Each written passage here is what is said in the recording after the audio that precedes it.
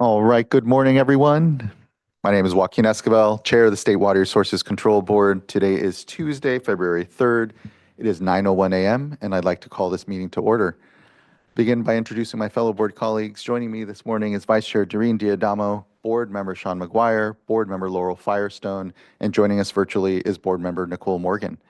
We're also joined this morning by our Executive Director, Eric Oppenheimer, our two Chief Deputies, Karen Mogus and Eric Ekdahl, our Chief Counsel, Michael Loffer, our Clerk of the Board, Courtney Tyler, and assisting her this morning is Margie Argel and Susan Reyes. As you can see, this is a hybrid meeting with both web components and in-person components. If you're joining us virtually, you're either viewing us through our traditional webcast on the Cal EPA website or the YouTube Live website. But if you intend on commenting on any of today's items, you need to be on the Zoom platform. There is a link at the top of the agenda and instructions on how to get onto the platform. But if you're having any challenges, please do just email the clerk of the board at board.clerk@waterboards.ca.gov, and she can help get you onto the platform. Once you are on the platform, your camera will be off. You will be on mute until it is your turn to speak on the item you've indicated. For everyone here in the room, good morning. Good to see you. We're in Sacramento here in the California Environmental Protection Agency building. A few quick announcements for us as well. If we happen to have an emergency, we'll calmly file out to Cesar Chavez Plaza from one of the exits. Also, if you intend on commenting on any of today's items, you need to sign up. There is a QR code at the side of the room and then also a laptop. But if you're having any challenges, please do just speak to the clerk and she can help get you signed up. Once you're at the podium, please do introduce yourself and any affiliation you might have. And lastly, please do just silence our phones so that we have an uninterrupted discussion this morning.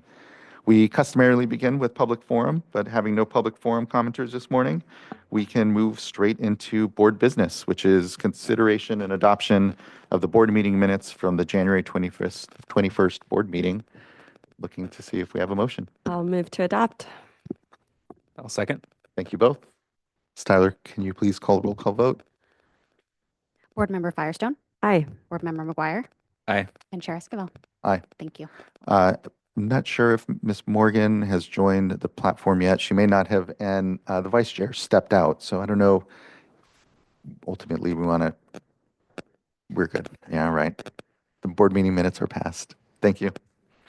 Next, looking to our uncontested items, still uncontested, I imagine, clerk.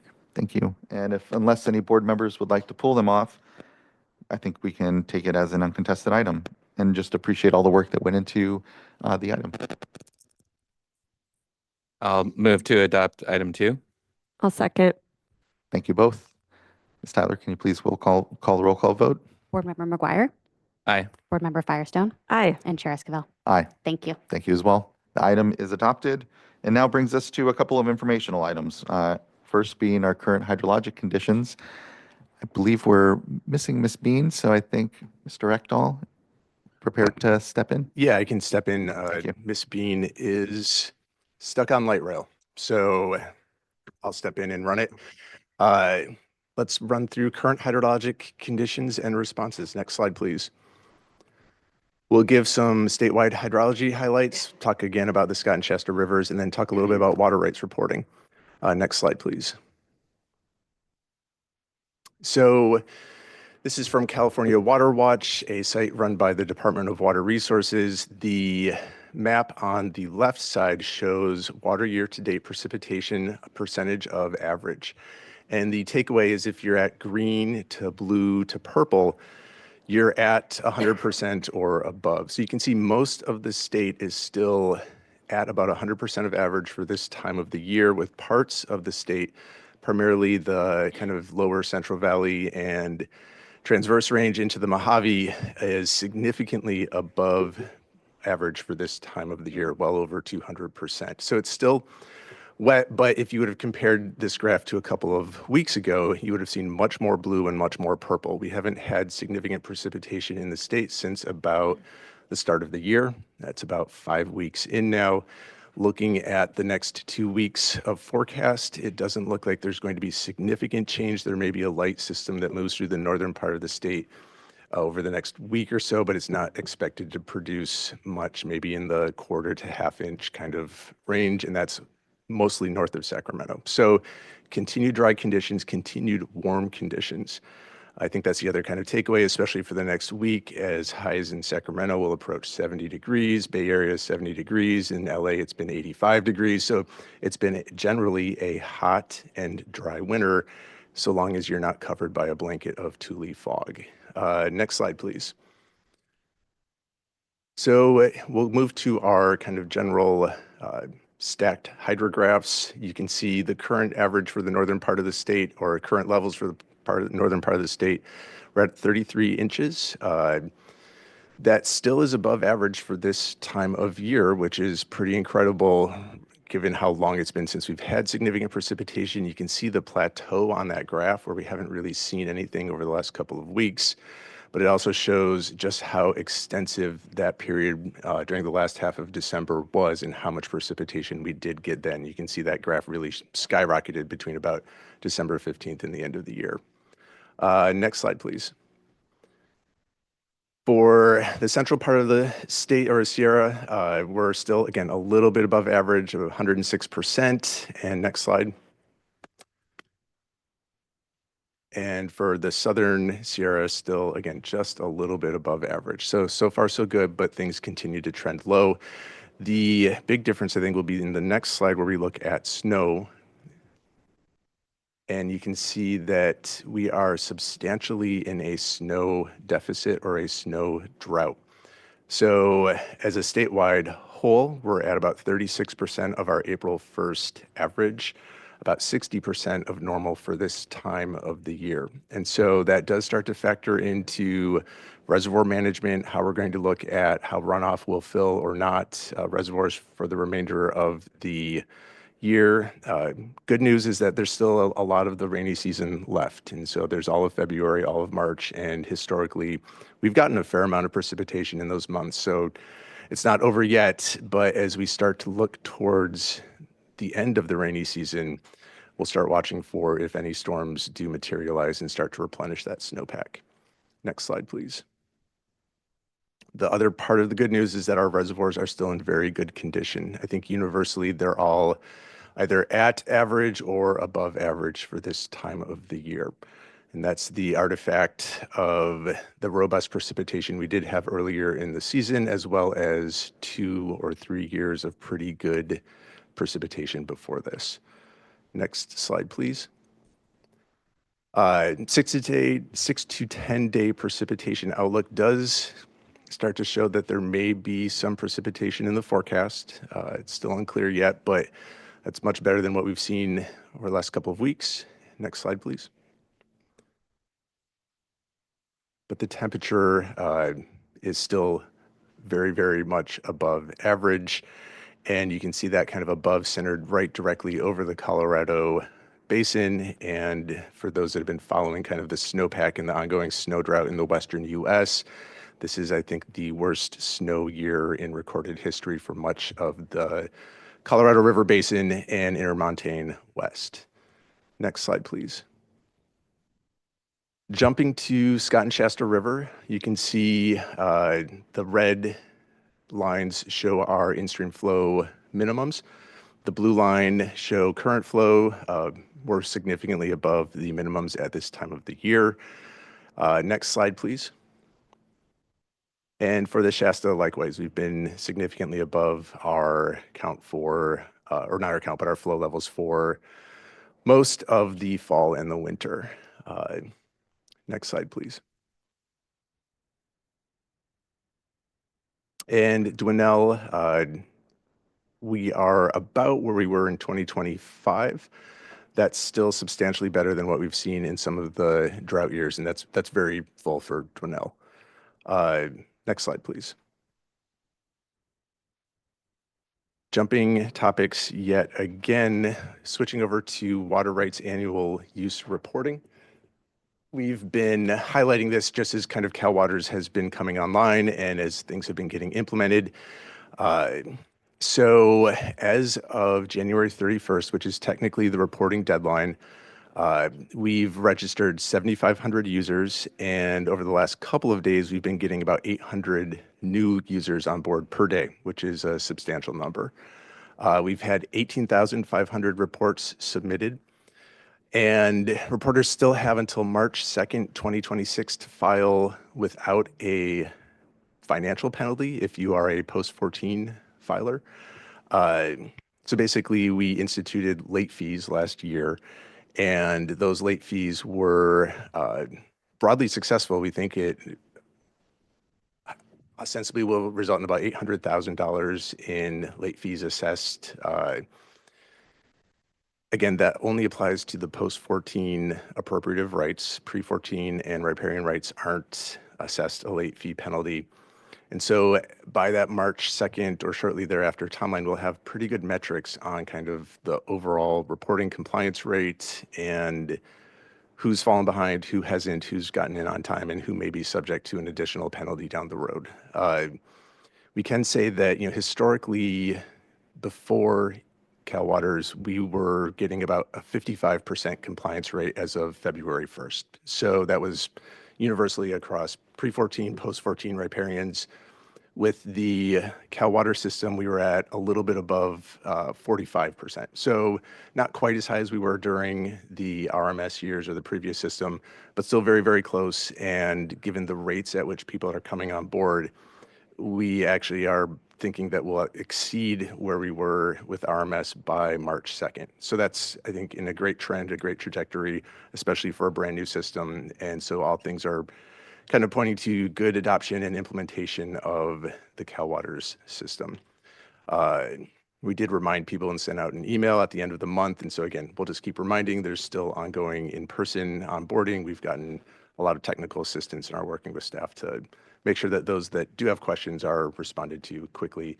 There is about a 5 to 7 day backlog with 800 people coming in per day. We've just stacked up recently, but we're getting to people pretty quick. Next slide. I'm not sure if there is another one. There is another one. 3 in-person events coming up soon: Walnut Grove, Stockton, Yuba City. Last week, we did have the largest number of help requests, and we moved from a 2-week response time down to 2-day. So we did bring more people on board to provide that technical assistance, and again, working through the requests that we do have. Next slide. That's it. Any questions? I can try to answer them, but Well, you did an amazing job Yep. pinch hitting quickly, not unexpectedly, so thank you. First, on the hydrology, definitely a taste of, the future that is here with us now, where, you look at just precipitation and it's like, not bad, kind of normal, but it's the snowpack that is really of most concern here for the long term. And it's, slow diminishing, and that's our warming climate for sure. And to your point, we're in good company, if you will, when it comes to the rest of the West facing similar conditions. And so it certainly highlights the importance of continuing to make sure we do pivot to a modern regulatory framework for when it comes to the board. Obviously, the last workshop is fresh on my mind.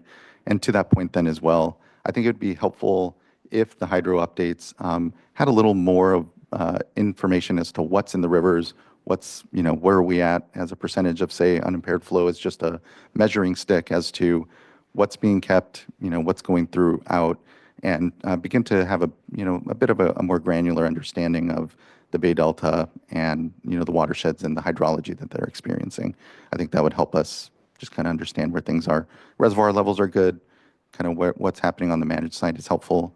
But I think what's happening on the ecological side would also help flesh out for us kind of what the water year is looking like for the ecosystems as well. sounds good. We can work with the team to add that additional I information. appreciate that. And then just also just an incredible amount of thanks, continued thanks to the team, to all the efforts, and to the water user community for just getting into the Cal Water system. Really, that is the foundation and platform from which we're going to be having all these future discussions.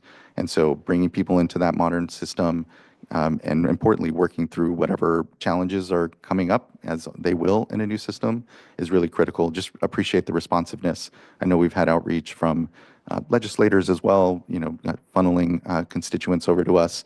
Please, anyone out there that is having any issues, come in the front door. The resources are there, email and otherwise, on the website. And just thanks for the patience and for everyone's continued effort to make sure that the onboarding and the usage of that platform is really bearing its fruit here before us. So that's about it, I think, for myself, Vice Chair. Ditto to everything that you just said. I just have two things. One on the Colorado, I know that you've been saying we'll be having a more detailed presentation, so look forward to that. But I would just suggest always including a specific slide on the Colorado. I think we're all following it, as closely as we can, but just don't have a lot of detail. And then secondly, kudos to the launch on Cal Waters, but in particular, that response time. That's terrific. And I think that means a lot to those that are, maybe frustrated and don't have the answers. They're confused. Speaking as a low-tech person, I know it can get very confusing. And so when you're wanting to get some help and getting that quick turnaround is really important. So thank you for that. Thank you to the team, and Jeff and Juliet have really redirected a lot of staff there to make it work. So kudos to them. Yeah, and those in-person workshops and events, I think, are even greater because, to your point, Dee Dee, folks might not necessarily be all that comfortable and need someone to kind of help walk through. Looking to other fellow colleagues if there's anything, question or comment. All right, thank you, Mr. Ekdahl. Appreciate it. That now brings us to our second informational item, which is an update on from the Office of Operator Certification.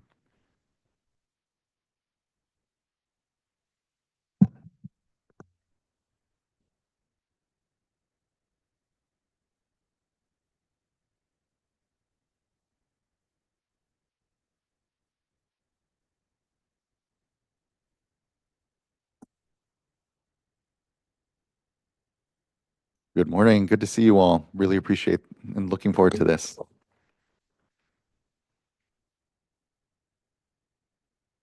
Good morning. Good morning, members of the board. My name is Keisha Kelly, Program Manager for the Office of Operator Certification Program in the Division of Financial Assistance. With me today is Josh Zeese, the Assistant Deputy Director over the program, and Julie Osborne, who is the program's legal counsel.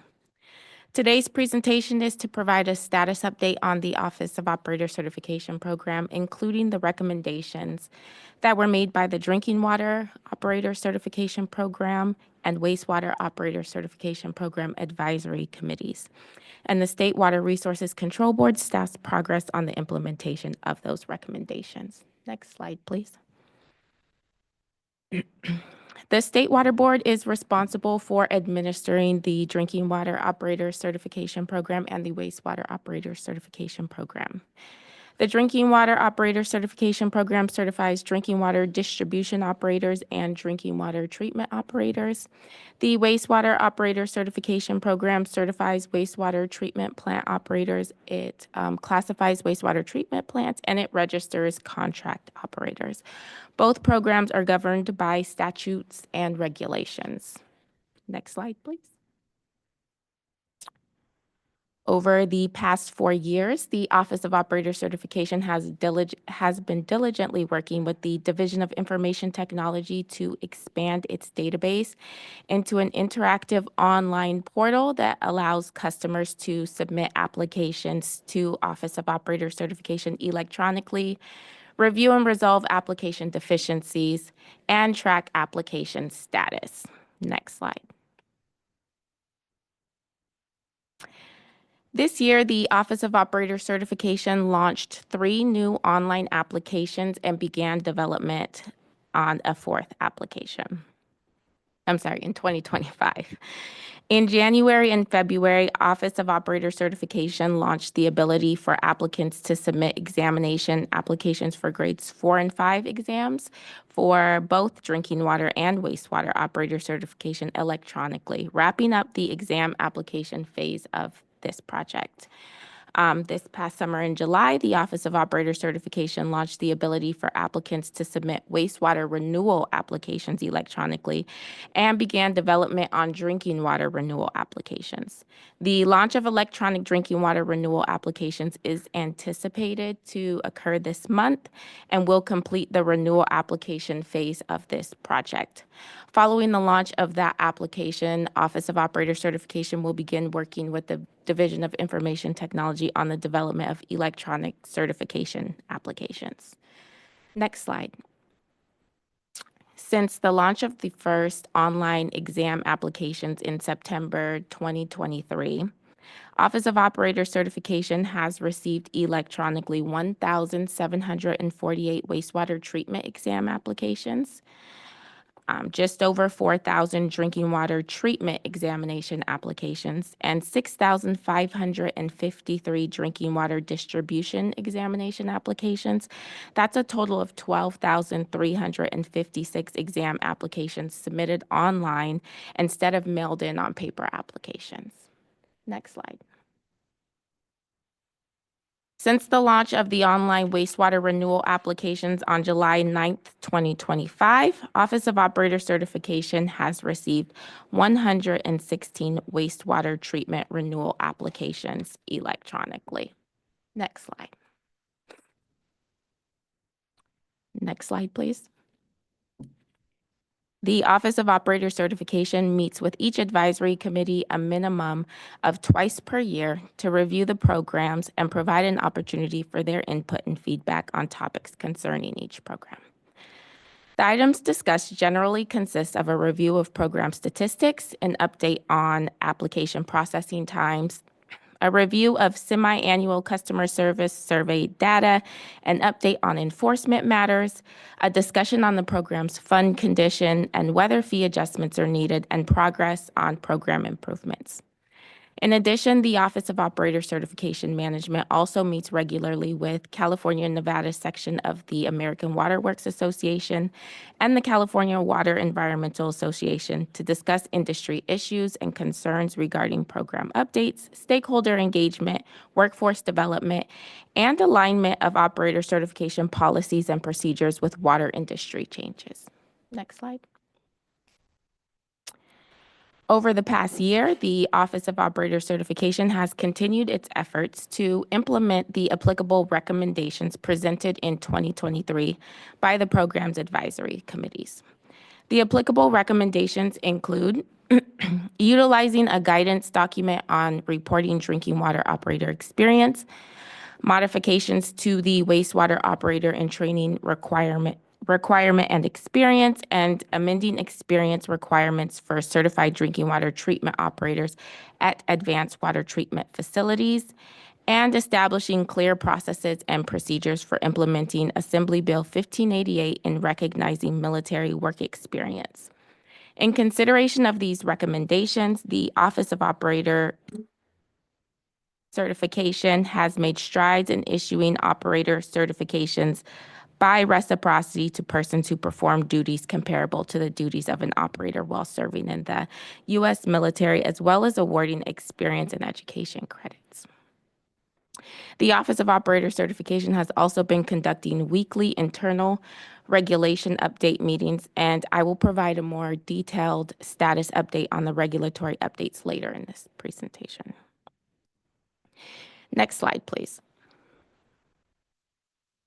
In consideration of the Office of Operator Certification Advisory Committee's recommendation that the Office of Operator Certification establish processes and procedures for recognizing military work experience and education, the Office of Operator Certification continued to evaluate opportunities to issue certifications by reciprocity to persons who perform duties comparable to the duties of an operator while serving in the U.S. military, as well as opportunities to award experience and education credits.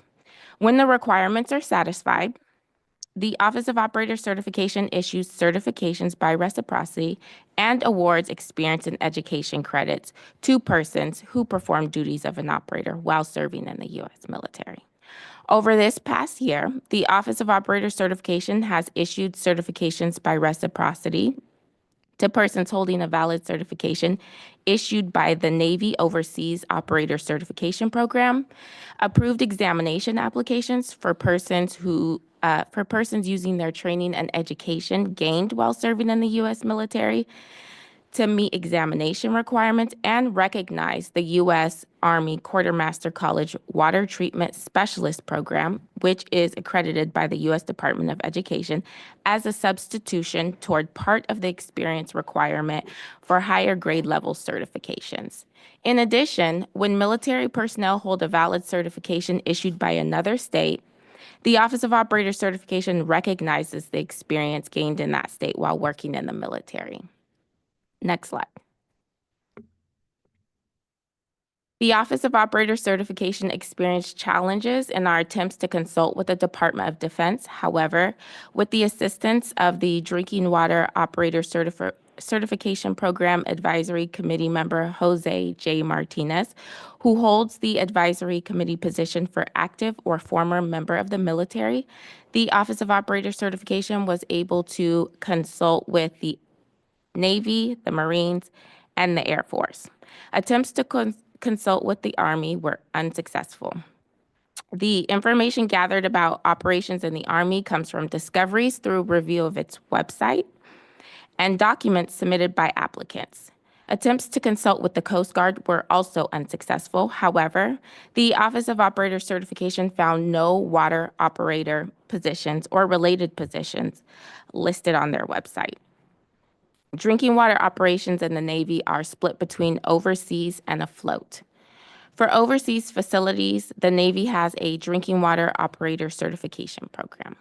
The Navy's overseas program consists of 3 certification grades for both distribution and treatment, education requirements, examination requirements, and continuing education requirements to maintain certification. The Navy afloat, the Marines, the Army, and the Air Force do not have drinking water certification programs.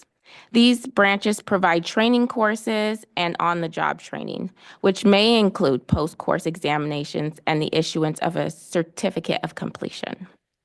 The Office of Operator Certification consulted with the states of Washington, Texas, Pennsylvania, North Carolina, and Arizona. However, none of these states have awarded drinking water operator certifications by reciprocity to persons who performed duties comparable to the duties of an operator while serving in the U.S. military. Next slide, please. Over this past year, Office of Operator Certification staff have made a considerable amount of progress on completing regulatory updates for both programs. Next slide. The Office of Operator Certification staff conducted weekly internal meetings to scope regulatory updates necessary for each program. In the fall, Office of Operator Certification completed scoping of high-level regulatory updates for the Wastewater Operator Certification Program. The potential regulatory updates that have been identified for the Wastewater Operator Certification Program include revisions to the definitions that will make them consistent with current procedures and improve clarity and achieve simplification where needed. None of the changes identified will change current processes and procedures. Amendments to the loan operator process that requires systems who have had difficulty hiring a certified operator of the appropriate grade to operate the plant to work closer with the program on efforts and solutions. The goal is to help ensure the system comes back into compliance in a reasonable amount of time, since loan operators should only be utilized as a temporary solution. Revisions to the minimum education requirements to obtain a Grade 1 operator and training certification as requested by the advisory committee. Revisions to certification requirements that clarify that operators may downgrade a valid certificate to a lower grade. Amendments to examination requirements to be consistent with the change from paper and pencil exams to computer-based testing. For example, deleting the language regarding final filing dates, which will eliminate the 60 days exam applicants have to wait to take an exam after the exam application has been approved. Revisions to the renewal requirements that will make them consistent with current practices.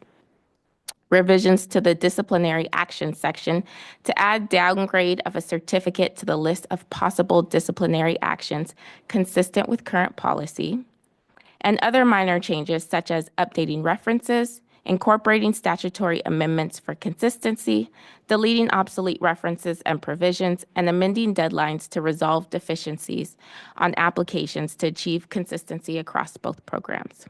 At the advisory committee meetings held on October 20th and November 24th, the Wastewater Operator Certification Program Advisory Committee reviewed and provided feedback on these regulatory updates. The advisory committee was supportive of and in agreement with the updates identified. Office of Operator Certification staff began weekly internal meetings to draft the regulatory amendments in January of this year. Next slide, please. Scoping of regulatory updates for the Drinking Water OpCert program still is in process. However, the regulatory updates that have been identified at this stage in the scoping process include new and revised definitions, deletion of obsolete language, clarification and modification of qualifying experience for certification, clarification and modification of examination requirements, and the addition of appeal and petition procedures. Next slide. The Wastewater Operator Certification Program's rulemaking package is currently in the drafting phase. Operator certification staff are meeting weekly to draft the regulatory amendments and tentatively project going to public notice early 2027. From there, it can take up to 1 year to complete the rulemaking process. Next slide, please. A lot of progress has been made on scoping the regulatory updates needed for the drinking water program. However, it is still ongoing.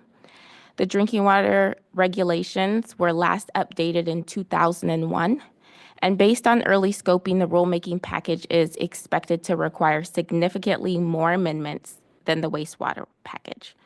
Office of Operator Certification intends to complete scoping near the end of 2026 and begin the drafting phase of the rulemaking process in early 2027. Next slide. Next slide, please. This chart is a count of the number of valid drinking water and wastewater operator certificates by grade and type as of June 30th, 2025. This chart is a count of the valid certificates and does not reflect the number of certified operators, as it is not uncommon for operators to hold certifications for more than one discipline at a time. As of June 30th, there were over 6,000 valid wastewater certificates, including operator and training certificates, and a combined total of over 35,000 valid drinking water treatment and distribution certificates. The total of valid certificates for each discipline increased in 2025. The wastewater total has increased by approximately 112, and the drinking water combined total has increased by approximately 1,753 as compared to June 30th of 2024. Next slide, please. This second chart is a snapshot of cumulative computer-based testing pass rates from the inception of computer-based testing in February 2021 through June 2025. The treatment grade 5 examination is an oral examination and not conducted via computer-based testing. So it's not reflected here in this chart. The far right column contains historical pass percentages of paper and pencil examinations conducted prior to the implementation of computer-based testing. The computer-based testing pass rates are generally consistent with historic pass rates. Next slide, please. All right. This final chart reflects the approximate number of exam, certification, and renewal applications received in 2025, along with the number of certifications, both new certifications and renewed certifications issued in 2025. That is over 25,000 applications in a year. Wastewater applications are processed within 30 days of receipt, and drinking water applications are processed within 45 days. To ensure the Office of Operator Certification consistently meets those processing timeframes, all applications are processed in the order in which they are received. Next slide. Next slide. In addition to Office of Operator Certification's regular workload of processing over 25,000 applications, administering examinations, and issuing certifications, over this next year, Office of Operator Certification staff will also be working on the following items. Continue work on the online portal project. Office of Operator Certification will be deploying online drinking water renewal applications and begin development of the certification application phase. This project requires a considerable amount of staff time. Program staff meet weekly with the Division of Information Technology, as well as dedicating time in between meetings to test the applications and provide feedback in advance of each meeting. This year, program staff also will work with the Division of Administrative Services to initiate the state contracting process to pursue a new computer-based testing contract. The current computer-based testing contract expires at the end of fiscal year 26-27. Each year, the State Water Board is required to review the fees for both programs to ensure that the fees collected provide sufficient revenue to recover the cost of the programs and to compensate for past overcollection or undercollection of revenue. This past summer, the board adopted a resolution approving emergency regulations to increase the wastewater operator certification fees by 35% for all fee categories except for the fees for provisional operators. This was to cover expenditures and continue bringing revenues back in line with expenditures, with the understanding that the wastewater OpCert program's expenditures would continue to exceed revenues, and that a future fee increase would be necessary to completely close the gap between expenditures and revenues and achieve a prudent fund reserve. Analysis of the drinking water and wastewater operator certification fees will be completed this spring, at which point the Office of Operator Certification will meet with advisory committees and determine if a change to the fees in either program is required. We will also continue work on the regulatory updates for both programs, continue efforts to recognize military work experience and education, and continue engagement with the Drinking Water Advisory Committee on evaluating continued use of an oral exam format for the Drinking Water T5 exam. Next slide. This concludes the presentation. However, before we proceed with taking questions, I would like to acknowledge all my staff in the Office of Operator Certification Program and express my appreciation for yet another year of diligent and hard work. Each year, they manage to accomplish more than the last with no additional resources. The way they have continued to step up to the plate and work together as a team over this past year has been remarkable to watch.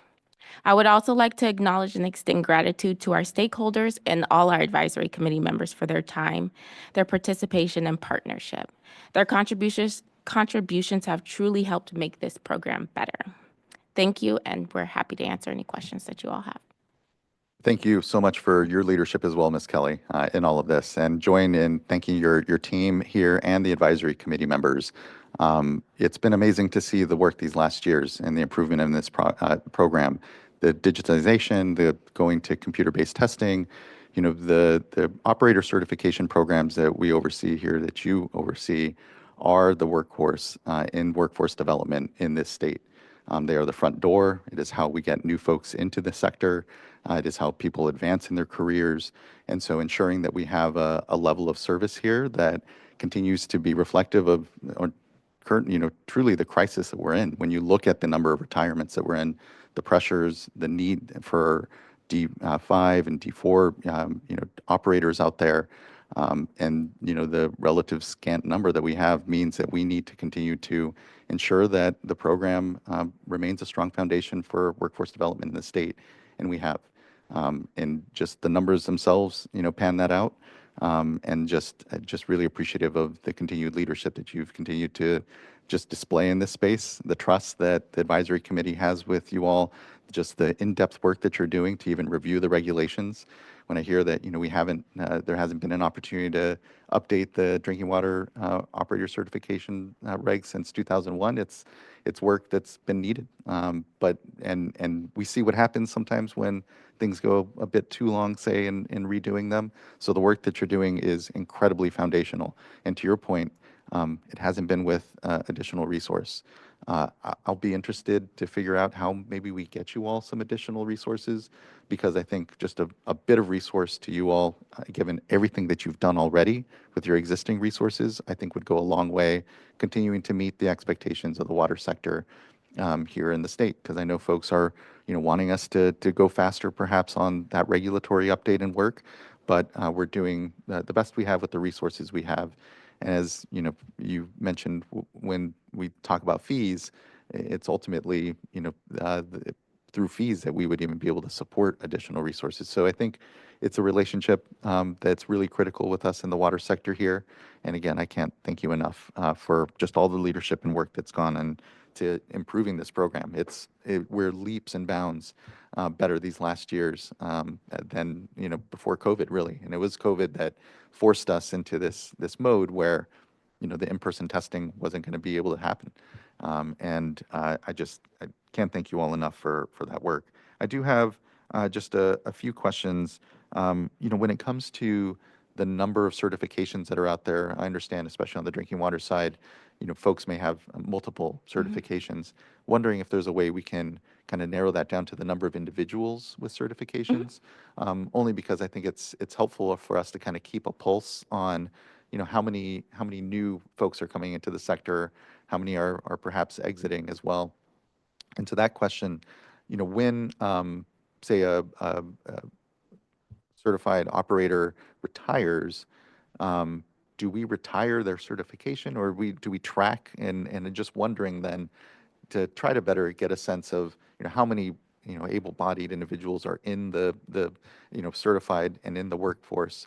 It could be helpful just to I imagine we probably don't track once folks retire out or anything. And so I don't know how we necessarily would provide that hook. But just for what it's worth, to try to get that total kind of understanding of how many, again, new individuals are coming in, how many are retiring out, we might be able to better develop some data there. And then lastly, I think maybe, want to just put a personal thanks to Mr. Martinez for the work he did in helping us to connect over with our folks in the military branches.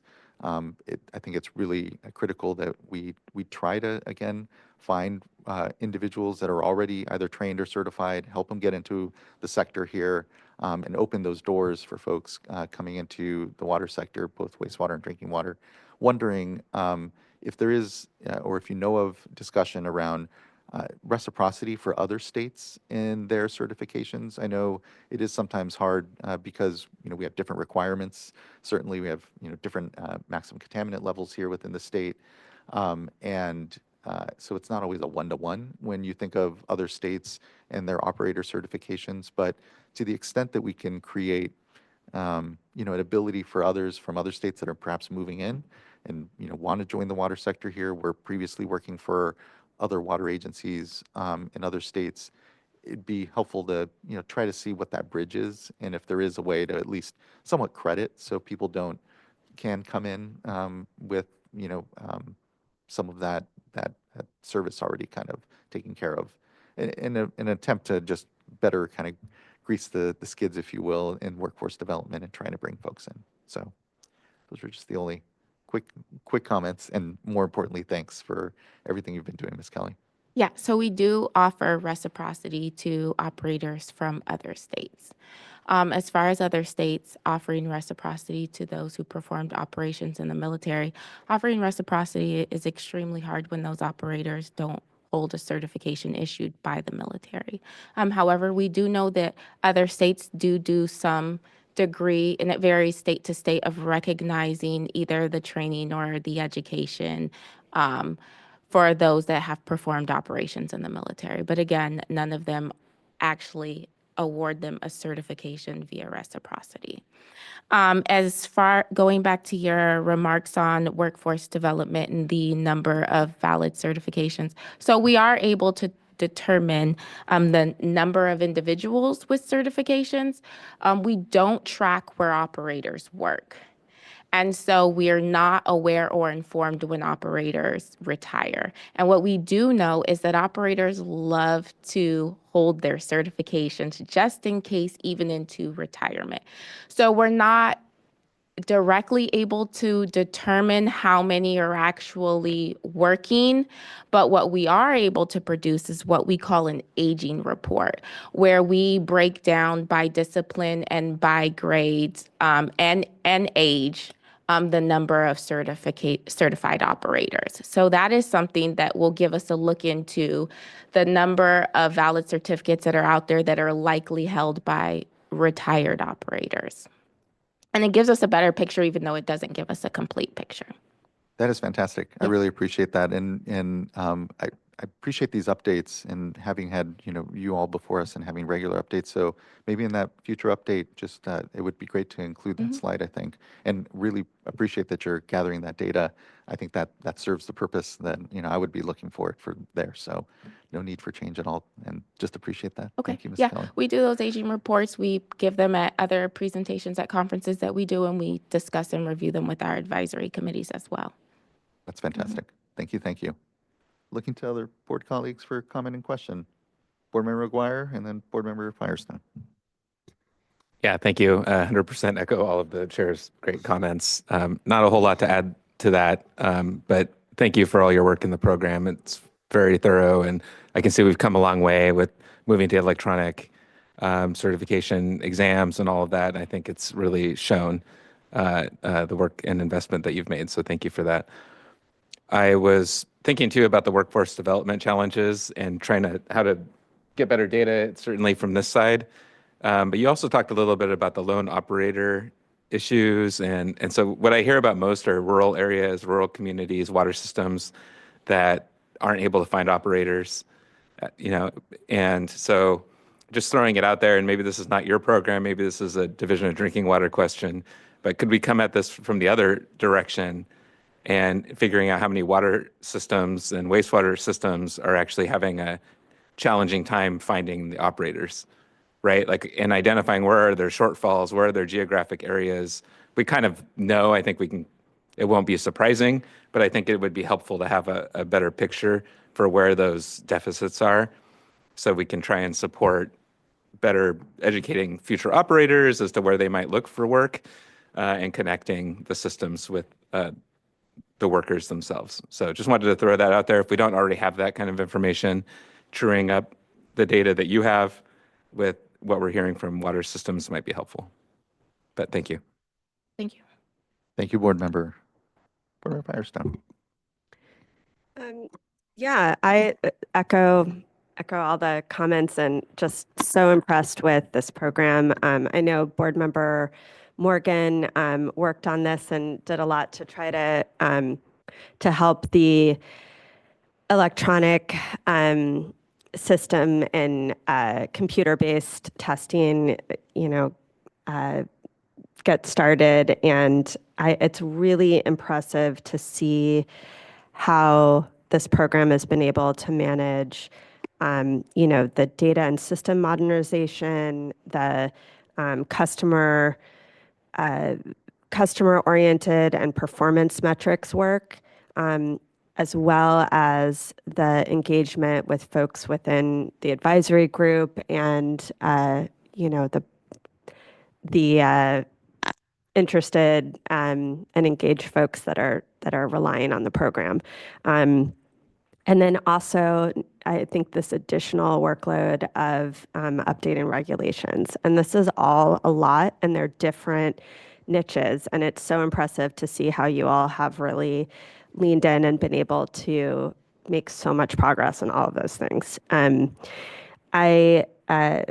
One of the things I wanted to flag, since, these meetings are a time we can talk with our other board members and talk with the public and staff, is that I one of the benefits of moving to electronic-based testing is addressing some of unconscious bias and things that are at root of some of the racial equity goals we have. And so I do think we should, I know one of the things on here for future work is around looking at the T5 exam, oral exam, that's still not moved to that. And I do worry about that. I think if we're, as board members, we really want to get engagement with the advisory committee, but I also want to just express as a board member that this is,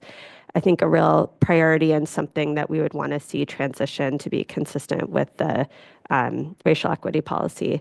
And then I really look forward to the regulatory updates. I always worry because, some of the core work and staffing that you all do isn't necessarily the same type of work of updating regs. And so I want to make sure we're supporting that's a priority, and look forward to that discussion around scoping, especially on the drinking water one, since that's a more comprehensive thing. But just echo the how impressive this is and appreciate the space to get that update. Thank you. Thank you. Thank you. Looking to see if there's any discussion or questions from the dais. And seeing none, we don't have any commenters, I believe, for this item still as well. So just incredible thanks and look forward to the advisory committee meetings through the year here. I'd like to do my best to try to pop in, and just, again, a lot of appreciation to everyone. This is such a core program, a really key program. Doesn't get often a lot of the attention that it really does deserve. So really appreciate the update and being able to elevate the work. Thank you. Thank you very much. All right. That wraps up our 2 informational items and brings us to item number 5 on our agenda, which is an item from the Division of Water Rights regarding 2 case-by-case exemptions from the North Coast in-stream flows policy. We'll wait for folks to swap out here for a moment.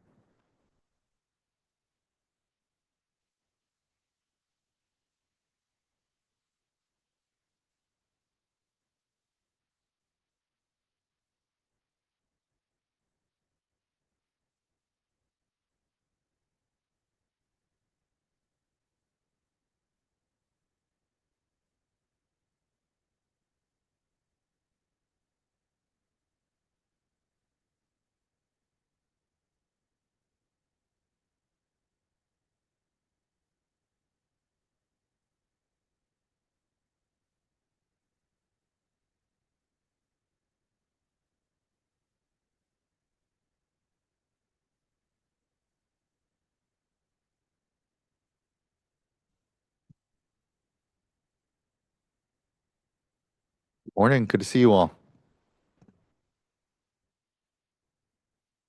Morning.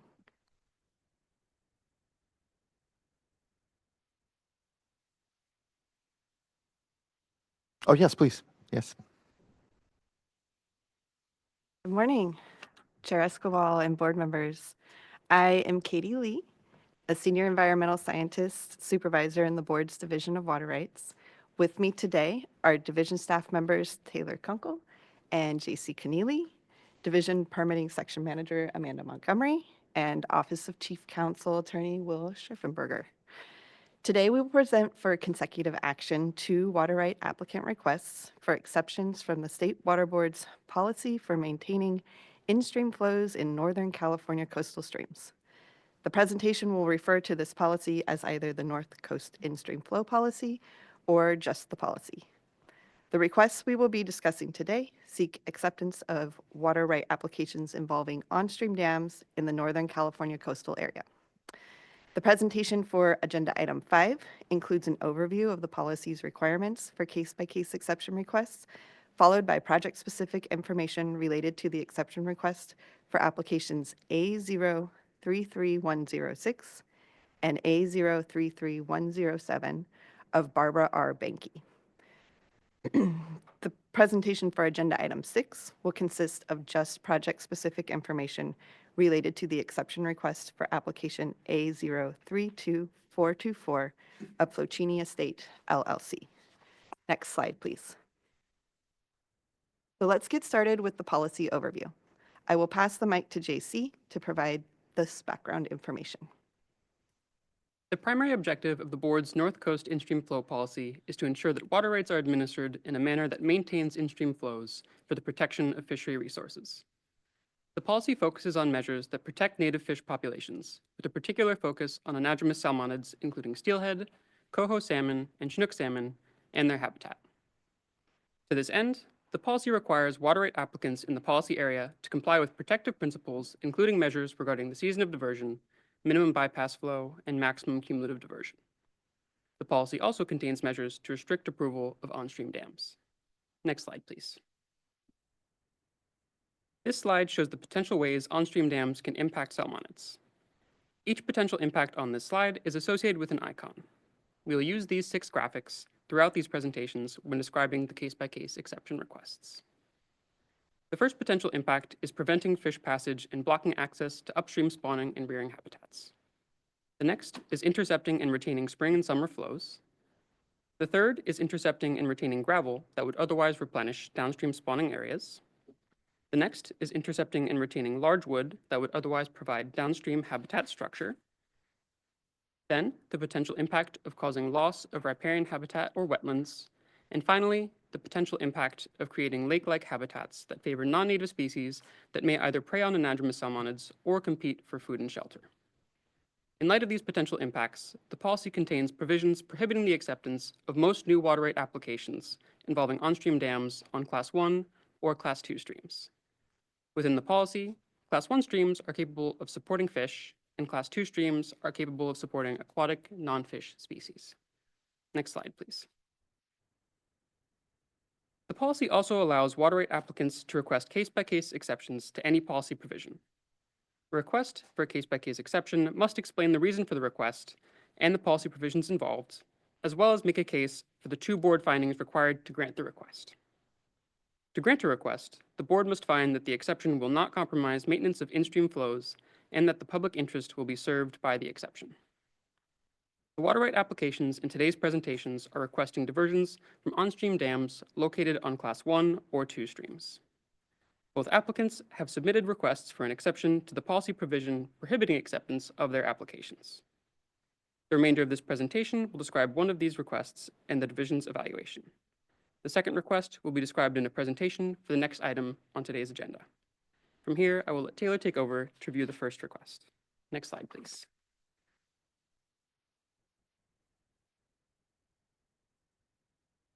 Sorry, is your mic on? How about Okay. that? Okay. Can you hear me better now? Thanks, JC. The first case-by-case exception request is associated with water right applications A033106 and A033107, filed by Barbara R. Banky in 2020. Next slide, please.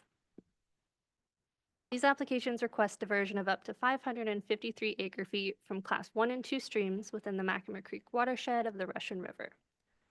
The applications request diversion seasons of October 1st to December 14th and April 1st to May 31st, and purposes of use for domestic, irrigation, frost protection, heat control, industrial, recreational, stock watering, and incidental fire protection.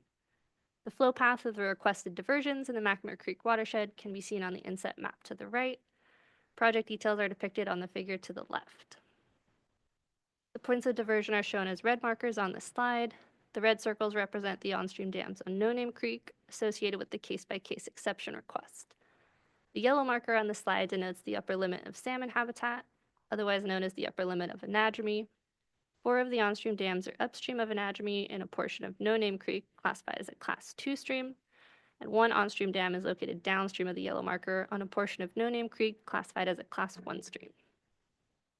In addition to the on-stream dams on No Name Creek, the applicant's diversion works also include 1 on-stream dam on the unnamed stream and a weir on Yellow Jacket Creek, labeled as red squares on the map. The applicant requested exceptions for all points of diversion involving on-stream dams. The analysis we're going to cover today focuses on the No Name Creek dams The proposed order explains that inclusion of the dam located on the unnamed stream in these applications does not constitute a request for a new on-stream dam within the meaning of the policy. This dam was previously authorized by an existing license issued in 1959, and the applicant is not proposing any alterations to the structure of the dam or the footprint of the reservoir. Next slide. The applications we are discussing today were filed in 2020 to supplement the season of diversion requested by a set of pending applications filed in 1999. Both sets of applications request the same points of diversion and place of use. The 1999 applications request a season of diversion of December 15th to March 31st. The 2020 applications associated with the case-by-case exception seek to extend that season into the spring and fall.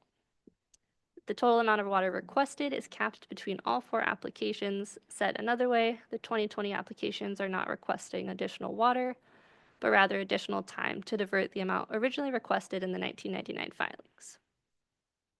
To facilitate processing of the 1999 filings, the applicant consulted with the California Department of Fish and Wildlife, abbreviated as CDFW, and the National Marine Fisheries Service, abbreviated as NMFS. And together they developed a conservation program for the streams on the applicant's property. The program was designed to promote conservation and recovery of endangered Central California coast coho salmon and threatened Central California coast steelhead, and includes commitments like protective diversion criteria, modification in-stream structures, and riparian habitat restoration. The applicant agreed to implement this program by executing a safe harbor agreement. This agreement includes terms and criteria for the requested water diversions to comport with the federal and state Endangered Species Acts. One of the required criteria is to reduce diversions under claims of right on Yellow Jacket Creek, which supports threatened and endangered salmon. The fishery agencies identified that additional flows could be diverted from No Name Creek, which they recommend be managed as non-anadromous to offset diversions from Yellow Jacket Creek in order to better support fish habitat and restoration activities on Yellow Jacket. The applicant's exception request materials included the conditions from the Safe Harbor Agreement and diversion criteria for the on-stream dams on No Name Creek to support fishery protection. Next slide. The Division of Water Rights evaluated the case-by-case exception request with respect to maintenance of in-stream flows and public interest. The division's assessment is primarily based on the evaluation of supplemental materials referenced in the exception request, which include the Safe Harbor Agreement, proposed terms and diversion criteria developed by CDFW and NMFS, and a stream classification report, and an existing habitat assessment report consisting of a hydrologic analysis, field assessments of aquatic and riparian habitat, and a critical riffle analysis to determine fish passage flows. Next slide. The applicant's exception request asserts that granting the exception will not compromise the maintenance of in-stream flows. The following slides illustrate our considerations regarding the 6 impact areas discussed earlier. Katie will now walk us through the division's evaluation. Thanks, Taylor. In terms of evaluation, the division considered the project as currently proposed and identified that the applicant effectively demonstrated maintenance of in-stream flows by incorporating the Safe Harbor Agreement requirements and fishery agency terms and diversion criteria in the project description, provided that the applications are conditioned to comply with the policy's requirements. Taking a closer look, for the first impact area, which is fish passage indicated by the fish graphic, access to upstream spawning and rearing habitat will not be blocked by the dams, as 4 of the 5 on-stream dams are upstream of the range of anadromy. For the on-stream dam within anadromy, information presented in the Safe Harbor Agreement indicates that effects of the dam structure preventing fish passage are likely minimal, given site conditions. With respect to fish passage downstream of the dams, the applicant has committed to diversion criteria designed by CDFW and NMFS to improve hydrologic conditions during low-flow summer months. In letters of support for the application, CDFW and NMFS determined the recommended diversion criteria are protective and would not adversely affect salmon or other species downstream. The second impact area, potential impacts to spring and summer flows, is represented by the water flow graphic. Here, the Safe Harbor Agreement bypass requirements allow the applicant to reduce diversions on Yellow Jacket Creek during low-flow summer and fall periods and shift more diversions to the on-stream reservoirs. As with the first impact area, the fishery agency analyses concluded that the diversions operated with the required bypass flows would be protective of salmonids downstream. Next slide, please. For the rest of the impact areas, Appendix D of the policy requires applicants to prepare mitigation plans developed by qualified individuals unless the board determines such mitigation plans are unnecessary. These areas include intercepting and retaining gravel and wood, riparian habitat loss, and creating habitat for non-native species. For these impact areas, the applicant provided some information in support of Appendix D's requirements. Specifically, the applicant has agreed with fishery agency requirements to develop a riparian habitat enhancement plan, which is expected to increase large woody debris and gravel recruitment, and a bullfrog control plan. The division determined that this information, in combination with conditioning to comport with the policy's mitigation plan requirements, demonstrates that the project would not contribute to impacts in these areas. Next slide, please. Turning to public interest, the exception request asserts that granting the exception is in the public interest. The division considered that granting the exception request would allow the applicant to achieve the goals of the Safe Harbor Agreement and benefit salmon in Yellow Jacket Creek by enhancing salmon habitat in potential rearing and migration reaches, facilitating fish passage, improving hydrologic conditions during low flow months, and assisting with the reestablishment of self-sustaining runs of coho salmon in tributary streams within the Russian River Basin. Next slide, please. Written comments on this agenda item, including the proposed order, were due by January 29, 2026. No comments were received. Staff also met with the applicant's representative to discuss the proposed order. The applicant did not raise any concerns and noted that the conditions in the proposed order align with their expectations. Next slide, please. The proposed order approves the exception request with conditions to ensure consistency with the Safe Harbor Agreement requirements and fishery agency criteria and deadlines for submitting mitigation plans or additional information.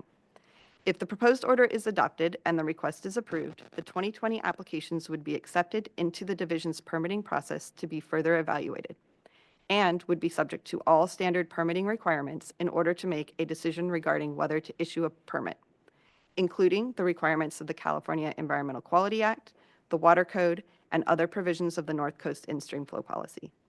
Upon acceptance, the next processing step for these applications would be public noticing, during which staff will conduct tribal outreach in accordance with the board's tribal consultation policy. Staff circulated a change sheet, adding one sentence to the order clarifying these next steps. The board's deputy director for water rights has recommended that the board adopt the proposed order, granting the exception request and accepting the water right applications for evaluation and processing. This concludes the presentation for agenda item 5. At this time, I will end the presentation and yield the floor to the board. Thank you for your time.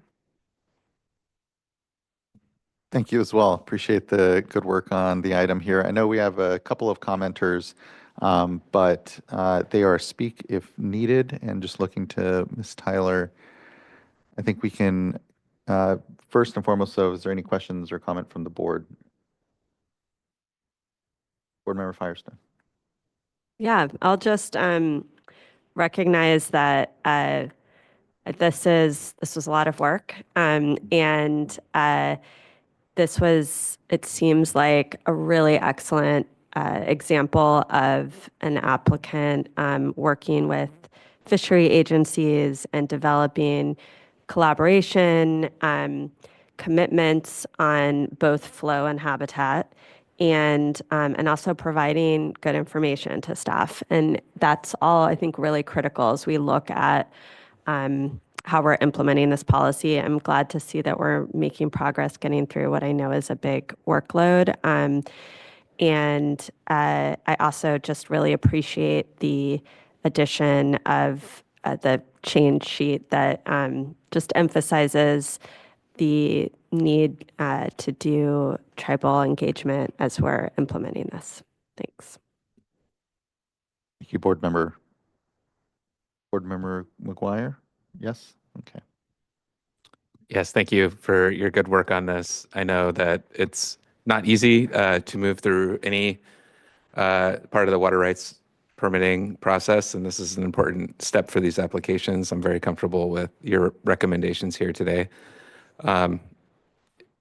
And I'll say that this is one of those opportunities that don't come up very often. We don't often talk about the North Coast in-stream flow policy and how it's applied to water rights decisions, but I know that there's many pending applications in the North Coast area of the state, and there have been for decades. And so this is an area I just want to flag for additional understanding in terms of how that's going. The policy's been around for some time now. I can't remember quite when it was adopted. But I'd really appreciate an update at some point in terms of what other exception requests are there? How many applications do we have? How are those applications moving through the process? What barriers are we encountering in that process? And are there ways that we can continue to be protective, which is the intent of the policy? We want to continue to protect our water resources and fisheries, absolutely.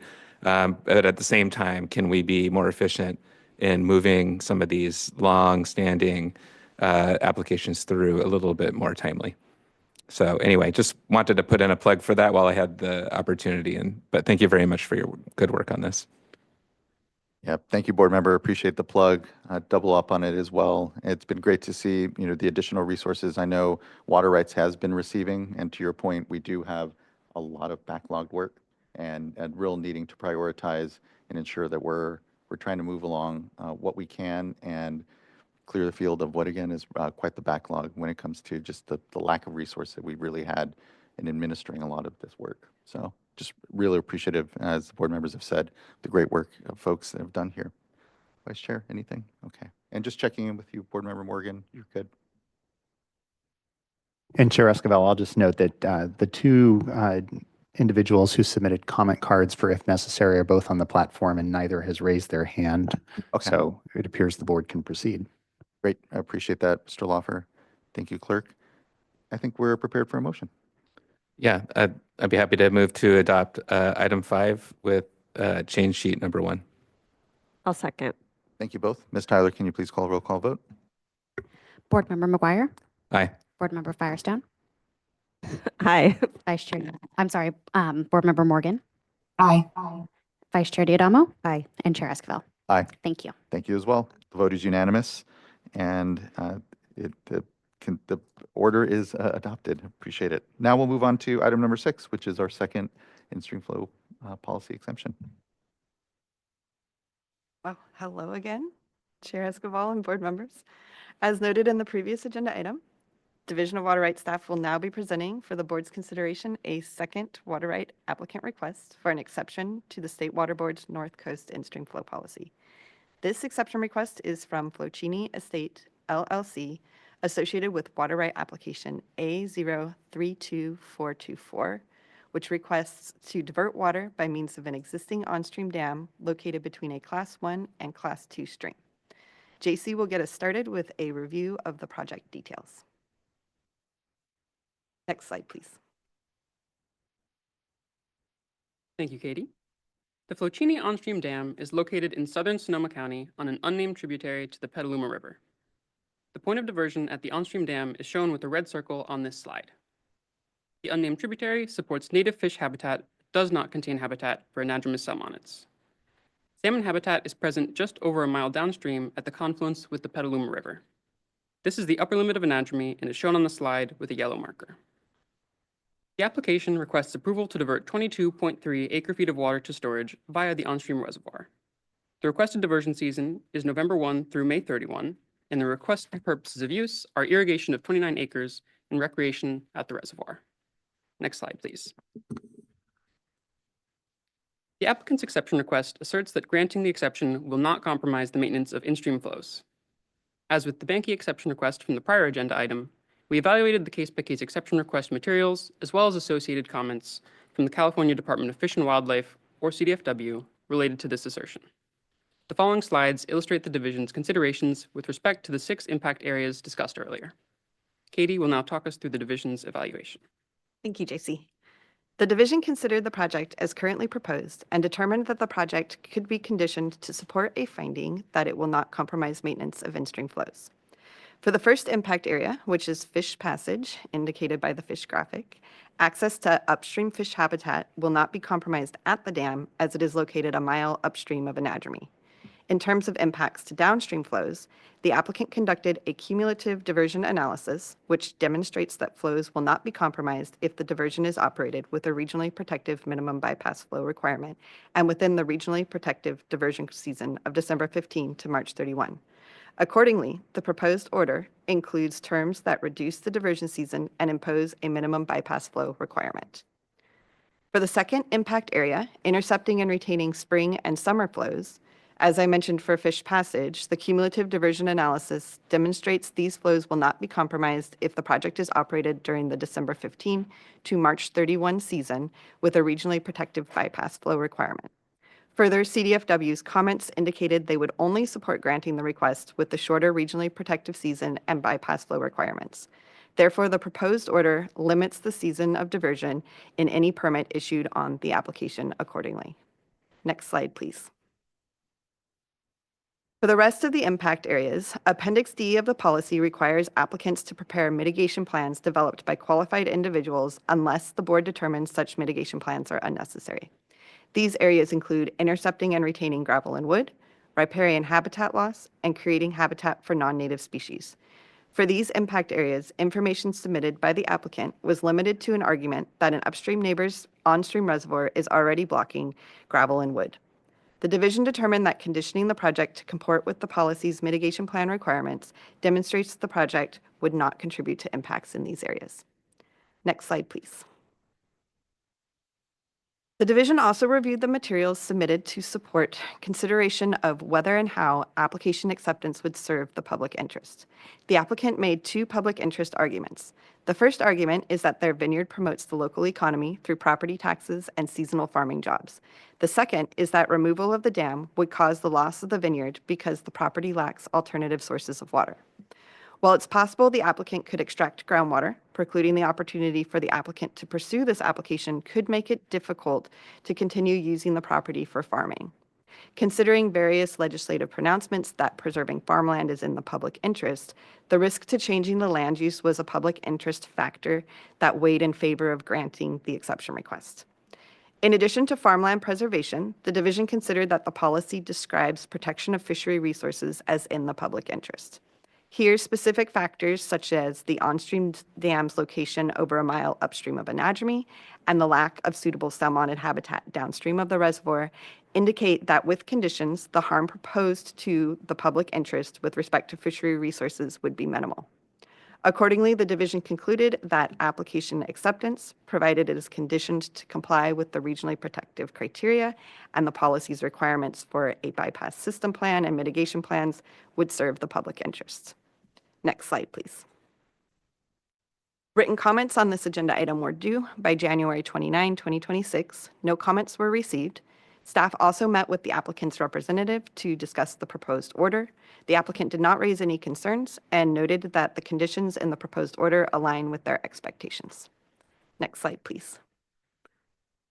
The proposed order approves the exception request with the following conditions. First, under any permit issued pursuant to this application, the diversion season would be reduced to December 15 to March 31. Diversions would also be held to the regionally protective minimum bypass flow requirement. Additional conditions require completion of passing cumulative effects analysis, a bypass system plan, and impose deadlines for submitting mitigation plans or additional information regarding gravel and wood augmentation, non-native species eradication, and riparian habitat replacement. If the proposed order is adopted and the request is approved, Flocini's application would be accepted into our process to be further evaluated and would be subject to all standard permitting requirements in order to make a decision regarding whether to issue a permit, including the requirements of the California Environmental Quality Act, the Water Code, and other provisions of the North Coast in-stream flow policy. Upon acceptance, the next processing step for this application would be public noticing, during which staff will conduct tribal outreach in accordance with the board's tribal consultation policy. Staff circulated a change sheet, adding one sentence to the order clarifying these next steps. The board's Deputy Director for Water Rights has recommended that the board adopt the proposed order, granting the exception request and accepting the water right application for evaluation and processing. This concludes the presentation for this item. We're available if you have any questions. Thank you for your time and consideration.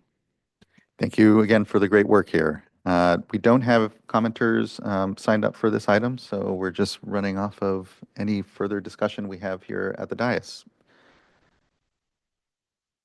Board member Fires? I just have a question on this one.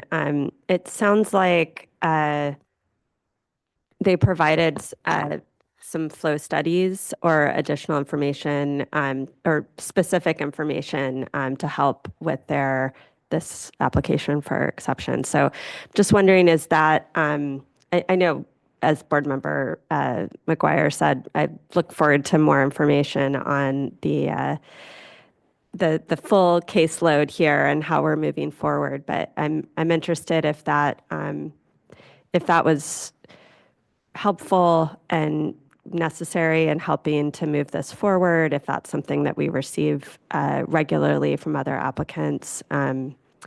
Just curious on that. Yes, so what they submitted is called a cumulative diversion analysis, and it is something that applicants submit as part of the permit process. They turned theirs in early, and it was very helpful in processing. We have information on our website to help applicants complete these, and we plan to add a little bit more information probably later today to really help people understand how they might use a study like that for a case-by-case exception request.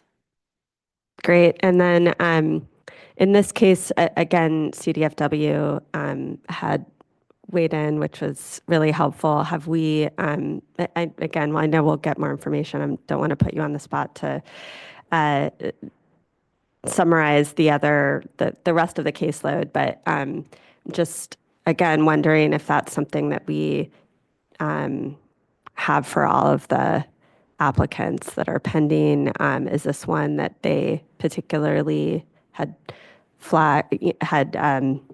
provided information and weighed in on, interested in, because that's an additional area of work and collaboration with that agency to have to provide that information, which I think I'm assuming, well, certainly to me and in my comfort with this recommendation is critical. So I'm just interested if that's a common thing for all of the most of the applications that are pending, or if that's if this one was particularly, and the last one were both particularly ready because they had that. So in terms of case-by-case exception request applications, as far as our workload goes, there are 2 more that are pending. And of those 2 more, I believe we have CDFW input on them. To the extent you are asking about all pending applications and CDFW input, there are places in our process, included in the in-stream flow policy, where we do reach out and receive input from the fishery agencies at certain points in the process for all applications that are being processed under the in-stream flow policy. Great. Okay. Thanks. And I know we'll get more information on all of this, but since we've got these 2 examples, but I'm comfortable with the recommendation and appreciate the work. Thank you, board member. Any other questions or comments from members? And if not, I think we'd be ready for a motion. I move adoption of item 6, adoption of the order along with change sheet number 1. I'll second with the addition that it appears that there are some creeks and tributaries that need names. So maybe we can talk about that too. We'll take that up in our one of the next items, board member. Thank you. Ms. Tyler, can you please call roll call vote? Vice Chair Diadamo, Aye. Board Member McGuire, Aye. Board Member Firestone, Aye. Board Member Morgan, Aye. and Chair Esquivel. Aye. Thank you. Thank you as well. Vote is unanimous and the order is adopted. Again, great work, and we'll start thinking of some names for those many unnamed named creeks. Thank you. All right, I am going to, as folks can notice in our agenda, the next item is not supposed to start until noon. And so because of that, what I'm going to go ahead and do is grab our priorities discussion, number 8. I'm going to go ahead and bring it up here before, and so that we go ahead and take advantage of some time before we have a lunch, and then we'll go ahead and get into item number 7. So we'll now, let's go ahead and give ourselves a 5-minute break just to have a break here, and then we'll start in on item number 8, which is a discussion on our yearly board priorities. So let's get back here at 10:30.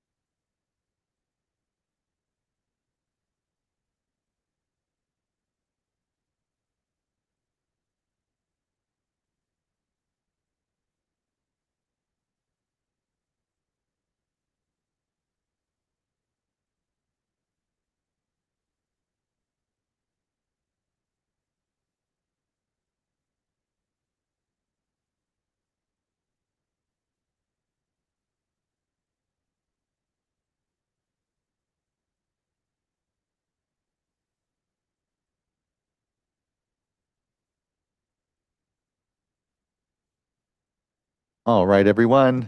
We're a little past 10:30 now, and just appreciate that we are coming back, as I said, to now item number 8, taking a little out of order, and appreciate everyone's flexibility in doing that. And as we transition, just a note, the first time that we did this board priorities exercise, I think you all recall we were in the Coachella Valley after the Salton Sea workshop that we had down there. And it was our attempt at trying to just figure out how best we communicate what are these board's priorities, what things folks should be tracking. And I think it's served us well these last years, but I think it's time for a deeper dive, a little more unpacking as to what that document looks like, what it serves, how we can continue to improve it. I think importantly, when I came as chair, I think the last time that like our comprehensive strategic work plan or strategic kind of document had last been updated in like 2012 or so. And the thought of taking a multi-year process in order to comprehensively go through that, I think we all were desiring something as a board a little nimbler, a little quicker, a little speedier. And importantly, I think it served us very well these last years, but it's needing to have some rethought. And I think this is now our opportunity to have a little bigger, a little greater of a discussion, a little bigger of a think around this product, this strategic work plan, and how it might continue to live on here into the future. And so I'll kick it over to Eric, and Karen, and just thank you all for the thought I know you've been giving into this document. I know, again, it's served as a really good basis for understanding what to prioritize throughout the work year when it comes to workloads and staffing. And so just appreciate this space and this opportunity for a dialogue. Great. Good morning.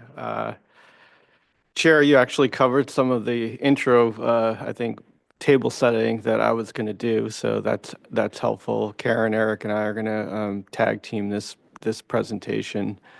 As you said, it's on the agenda as a discussion of annual board priorities or something to that effect. Really, it's a conversation about our strategic work plan. As you mentioned, we originally first did it, I think it was back in 2020 in the Coachella Valley.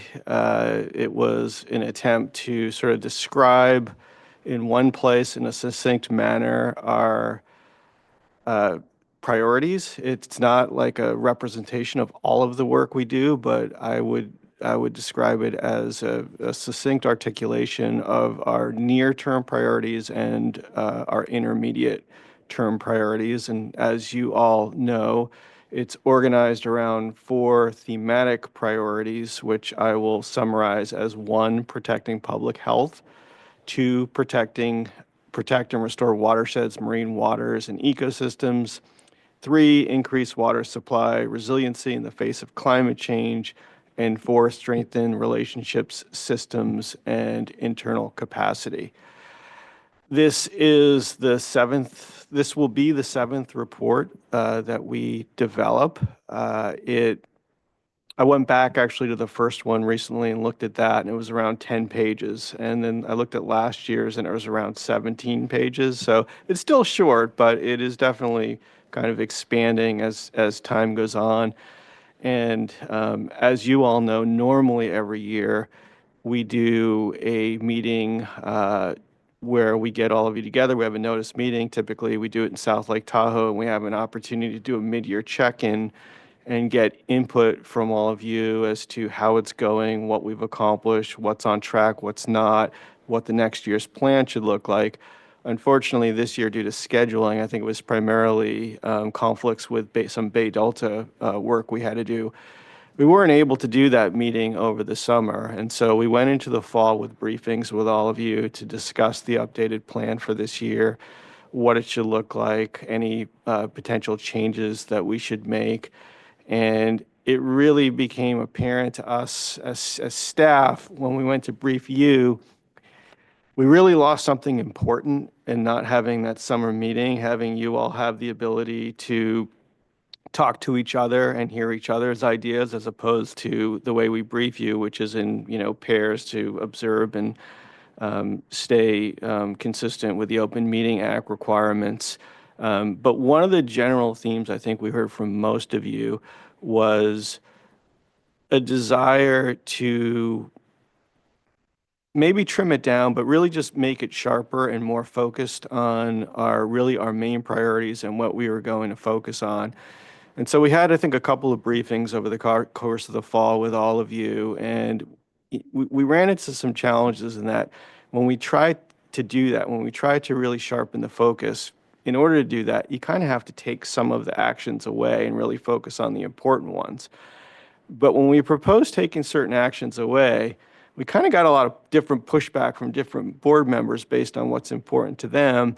And it was really kind of hard to do that. And so we went back to the drawing board, the three of us, and Office of Research Planning and Performance, who manages this report, and kind of brainstormed, well, how do we move forward? How do we manage this tension between focusing everything, being more focused and sharper, and identifying really what we want to work on in the next year without losing track of some of these more intermediate term priorities that when we go to sort of take them out of the plan, people have a little resistance. Understandably, we did too as staff. And so what we decided to have this informational item because it gives you an opportunity to talk to each other and give us direction, which we didn't have this year, as I mentioned. And I think today's discussion may be pretty short because what we're proposing to do is to chunk this conversation out into 3 chunks. And today what we wanted to do was really focus on our ideas around a new format that would, I think, get at managing this tension between being more focused but not losing sight of all of the important intermediate term priorities that are currently in the plan.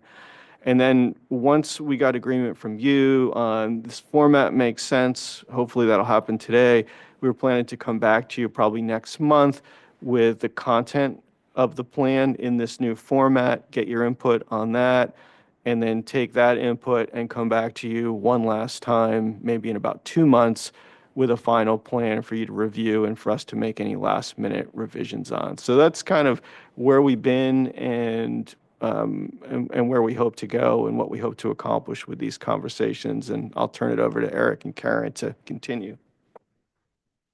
Let's go ahead to the next slide. So you've gotten the broad background, and just to kind of highlight a little bit further, some of the concerns may be too strong of a word, but just challenges with the existing format.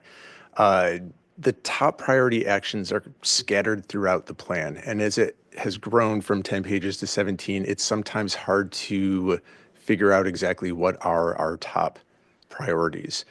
The board's more long-standing, or what we call maybe core workload, is sometimes included, but sometimes it's not. And there is a bit of a sense that, there's this huge base of the board's work that isn't reflected in the document. And again, it's a priorities document. Maybe it should be, maybe it shouldn't, but sometimes it was intermixed in different actions. And it just became a little less clear kind of what was a core workload, what was prioritized, and how to distinguish the two. And then you can see kind of the excerpt there to the side. The actions all had varying levels of detail, which sometimes happen when you have multiple divisions and offices who are all feeding in and editing and narrating the different actions, but some of them were very short, others were relatively lengthy, and again, it became a little bit hard to distinguish what was the action in the action versus kind of broad, just general workload. So the next slide, please. The proposed new approach, it would retain the 4 thematic priorities that Eric ran through, but not the kind of subsidiary goals. They were broken down into further steps within the existing plan. The proposal is to move away from some of those smaller breakouts, but keep the top 4. Under each thematic priority, we would have 2 sections. High priority actions, those would be the kind of immediate ones in the old plan or the current plan. They have the little red asterisks on them as our top priorities. And then a secondary group, which would be the medium priority actions, maybe the things that aren't coming to the board immediately this year, but are still on our near-term kind of prioritization. They're receiving additional staff workload. And then an additional change to include core workload actions as an appendix. So by each division and office kind of breaking out, For Division X, these are our other core workload, not going into extensive details, really more kind of bulleted out, but listing them out so it provides a better snapshot and picture of what the board as a whole is also working on. Next slide. I think Eric also kind of ran through this as well, proposed next slide or next steps and dates, but today we're providing a status update. We're introducing the proposed revision, defining key terms, which Karen will walk through in a moment. March 3rd, we would bring the proposed organization with the actual actions back to the board, also describe how we've proposed shifting some of those actions, highlight the work completed last year, and then present the final version to the board on April 7th. Next slide, please. I'll take over from here. So as Eric mentioned, we have in the current strategic work plan a number of top priorities that are scattered throughout the document. We also have what I call Uber priorities with the asterisks. And it is not clear in looking at the plan why something is a priority or not, why it has an asterisk or not. And so we thought it would be valuable for us to define what we mean by high, medium, and priorities and core workload. And so this is our attempt to define these. Of course, this is your opportunity to give us some input on these definitions and direction for how we form the plan when we bring it back to you with some content in March. But this is what we propose as our definitions for high priority. It's high visibility actions that are likely to come before the board in the immediate term this year, or that the board has directed staff to bring before them in the coming year. And it includes things like administration or legislative mandates, settlement agreements, things that are required by settlement agreements or petition orders, those kinds of things that are immediate responses to direction that we've gotten. Medium priorities are high visibility also before the board. You often get comments from interested parties during public forum or other items on these kinds of medium priority actions. They may come before the board as information items in the current strategic plan year, but are not anticipated to have a formal action associated with them in the immediate term. And I'll give some examples here in the next slide of items that I would bin in each of these as a proposal. And then finally, core workload. So we would have a document that was a tome if we talked about all of the things that the water boards do, right? And most of what we do never comes before the board at all. And it's a huge amount of work that is our bread and butter, basically. It's permitting, it's enforcement, inspections, compliance assistance, cleanup cases, grant agreements, completed work plan actions. So, as you know, getting a policy or a water quality control plan over the finish line is step one. All the work happens after that and all of the implementation associated with that. And that all goes into core workload for the most part. I mean, there's often follow-ups that come before you, but mostly it's core workload. And we want to be able to show what that is, but not describe it at length, right? Next slide. So here's some examples. High priorities for 2026. Bay Delta. And the Ag Expert Panel, another one that we're trying to get over the finish line this year and figure out what our next steps are going to be. And these are just a smattering. Of course, we have more high priorities we'll propose to you in the March item. Medium priorities are things that, like the infrastructure funding programs, those are ones that are high visibility. They come before you every year, and yet they're, we churn through. And, so they could fall in either one, but we're calling that sort of a medium priority. And similarly, PFAS investigations, things that you want to hear about, things that our interested parties are interested in hearing about, wanting to know what's going on, but not something that you're going to act on in this year. And then I already talked about core workloads. Some of the ones that were in the 2025 strategic work plan that we would now deem core workload and put in the appendix are the sanitary surveys, essentially inspections that the Division of Drinking Water does for their regulated water systems, or cannabis enforcement. Both of those we deem as would really land better in core workload. Next slide. That's what we have to present today. Some clear direction on what we bring back to you in March would be really helpful, and I look forward to hearing your input. Thank you. So I'll Anything just say further, it'd be Mr. great to get Benhammer? input on, does this concept of coming back in March to talk about content and then bringing it back in April, a final work, and then really helpful to know your thoughts on format. I don't view this as like a major change in direction. It's sort of just a refinement, and hopefully it does get at that, like I mentioned earlier, that sort of tension between trying to be really clear about like what are the things that like are on our plate immediately high priority versus the things that are a little bit very important but longer term. And so those are I think whatever you want to talk about is great, but those are the two areas that I think would really help us. Thank you. I really appreciate the good thoughts that have gone into figuring out how we continue to evolve this document.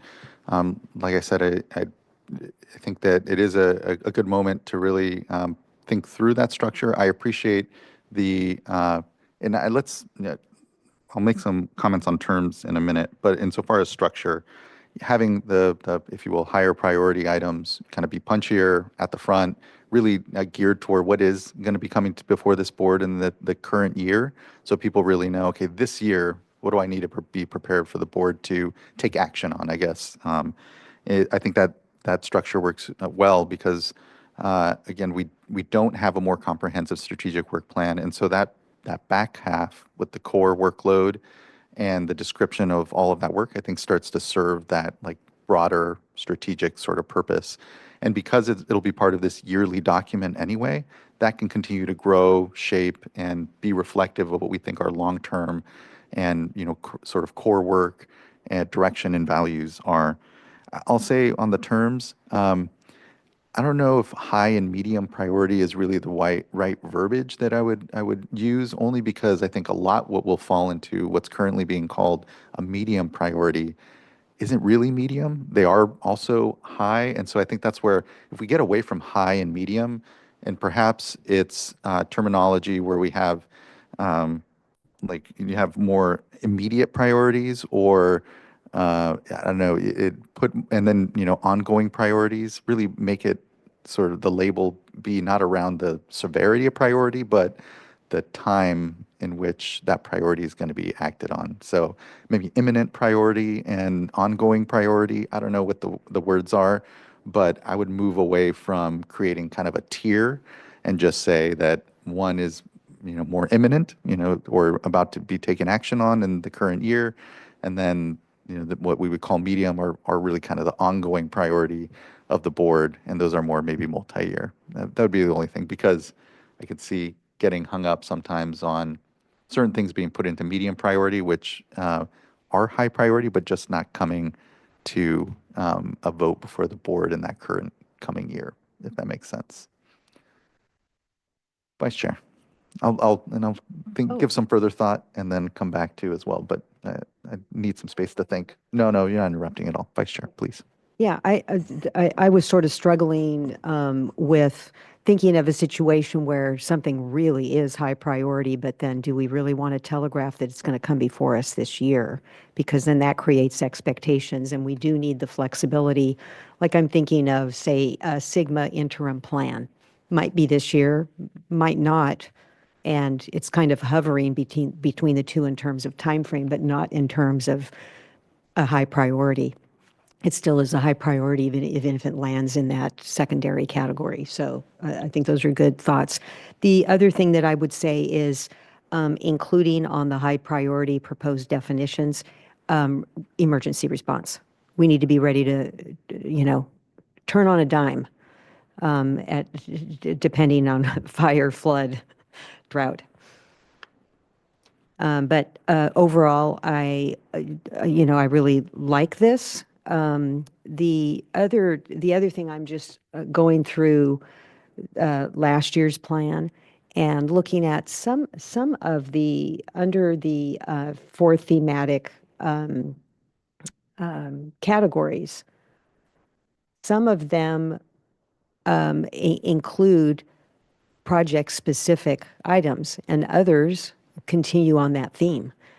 In fact, that's what made me think about drought, because I went through and under water resilience, the first item is prepare for, respond to, and learn from drought. And so looking for whether it's, in an additional description, somehow capturing these without renaming everything and getting into that, you're trying to tighten things up, and then here I am suggesting expanding. And I'm not saying go back to each one of those, but just go through them to see, is there something that we lose if we use this approach?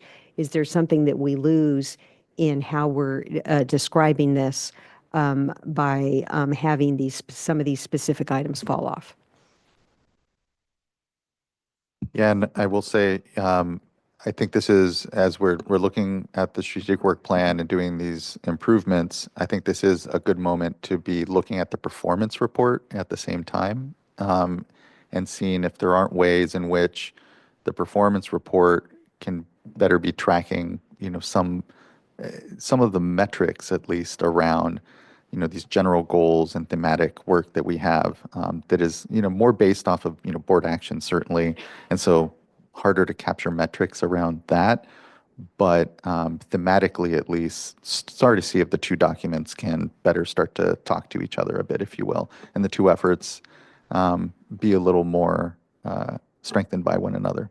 So the data out of the performance report is, again, better speaking to maybe some of the way that we're thinking of and structuring and speaking to the strategic work plan and goals that the board has. Yeah, that's an interesting thought, because my feeling is that the performance report does a good job of tracking more core workload than like the big sort of priority projects. But it also has its own structure, organizational structure. If I recall correctly, it's organized around plan and assess, regulate, which is like permitting and inspections, enforce, and fund. And so it would be interesting to look at sort of trying to align the themes of both. That's a really interesting concept that I hadn't thought about. Yeah, I think that, and to your point, it mostly probably is that alignment around the core workload components of the strategic work plan then. But yeah, if, starting to kind of massage the terminology and get them to be more interactive with each other, I think could be really, really helpful. Just because I know, as we say every year when we have our update on the performance report, it's really great work, and it is really important and core to the transparency of the ongoing kind of, one, to the fee payers that are paying for the water quality programs, but ultimately the effectiveness of them for us. So, yeah.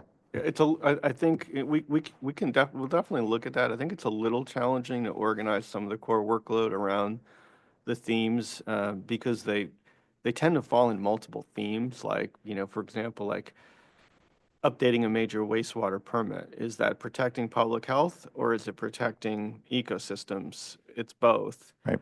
We struggled with this even with the priority actions that we have. Sometimes they fit in more than one category, but I think that challenge gets magnified when you look at core workload. But it's definitely worth looking at. It would be nice to have alignment between the themes and the strategic work plan and the performance report.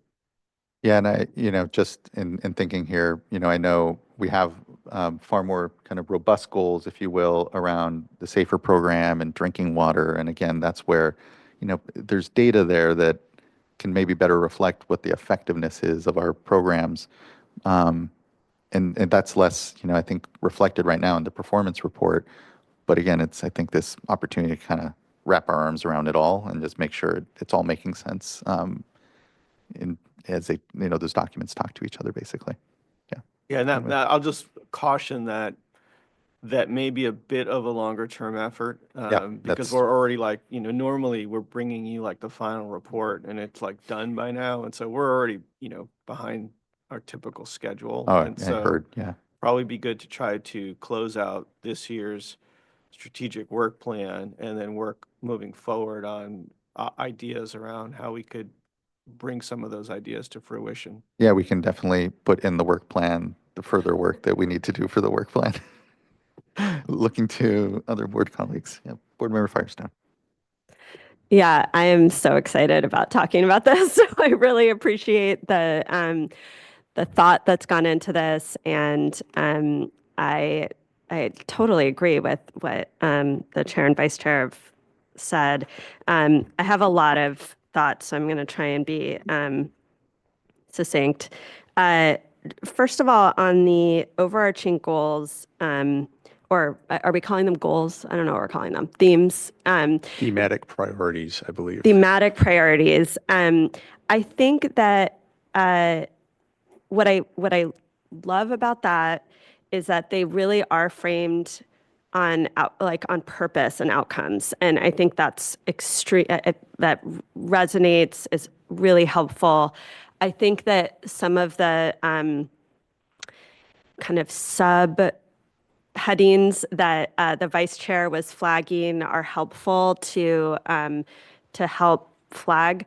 That might be helpful as kind of I'm just thinking as like if we keep it simple and just have those four, that we have somewhat of a narrative to highlight some of the key emphasis within that we have, so that we don't lose the refined points that those headings have in terms of focus, but we can keep it to four. We keep it simple, but there could be like a little bit more elaboration of what that vision or thematic priority is, so that we don't lose that. Just an idea, and then I think I couldn't agree more on the core workload. And also the linking to the performance report. I think I totally agree that's a longer term effort, but I think there's stuff we could do now, and I do think it would go a long way to what I would love to figure out if we could do is have those thematic priorities. Is that work? Sorry. Yes, thematic priorities be overarching for both these high, and I do have thoughts on the terminology, but the specific priority items as well as the core workload, so that we could, because I think it's really helpful to communicate how the core workload is advancing those. And yes, it's, there's always going to be no silo and bucket is going to be perfect, but I think it really helps both the public and even staff kind of be like, why are we putting all this effort into this core workload that we're doing? And it ties it to that outcome. So I think if we can figure out how to include the core workloads that are advancing those within those same themes, that would feel cohesive and helpful. And then, maybe for now, we link where there are performance or outcome goals, we link those where they exist, for this year. And then from the performance review, performance report. But I do think there's a opportunity to give that a relook. But that could help to, feel like it's sort of bringing the pieces together that we have. Okay, on the high priority, medium priority categories. So I think one of the challenges with this document as it is now is like it's serving so many different purposes and audiences. And so, and I think we still need to tease that apart a little bit as we nail down what the categories are. I agree with the chair and vice chair's thoughts on this. I wanted to add some ideas. I think I think high priority things, there's two pieces of them. Or two categories of them. One are things that have to get done this year. And, I think we've said like Bay Delta Plan update has to get done this year. This is something that like we want to be really clear. And frankly, is such a priority that like we want staff to be putting, if you need to redirect staff, like you're hearing from us that this is a top priority and it needs to happen this year. If there's also really top priorities that, although they aren't going to have a final decision this year, need to advance this year in order to happen in the next 2 to 5 years, right? And from a signaling perspective, and maybe this goes to the example that the vice chair said on Sigma interim plan, but I think it's important for us to be able to signal like it is a top priority, like what we called a starred item to advance this, what's really a multi-year effort, because so much of our work is a multi-year effort. And I think it would sort of do a disservice. Like I know as a board member, there's a lot of the priorities I would want to star and say is like one of the most important things that aren't going to get over the finish line this year. But if we don't make the progress on them this year, we won't be able to do it in the following year or the year after that. So I would want to, what I'm thinking with the high priority is, or again, I'm open, like I like the ideas and brainstorming about different terminology, but I think there's, there is a timeline component of what are priorities to get over the finish line this year, and what are priorities that are really 2 to 5 years out. But are high priorities to make critical progress on to have a chance of meeting that schedule. And then I think there's two other types of priorities that I just wanted to flag. One is the main one that I think, as I'm thinking about what's in the current or past work plans, is we've got what would fit in this high priority, whether it's 1 or 2 to 5 year categories. We've got core workload, but I think there's some additional specific priorities that have come up that are in the current work plan that would be kind of a medium priority.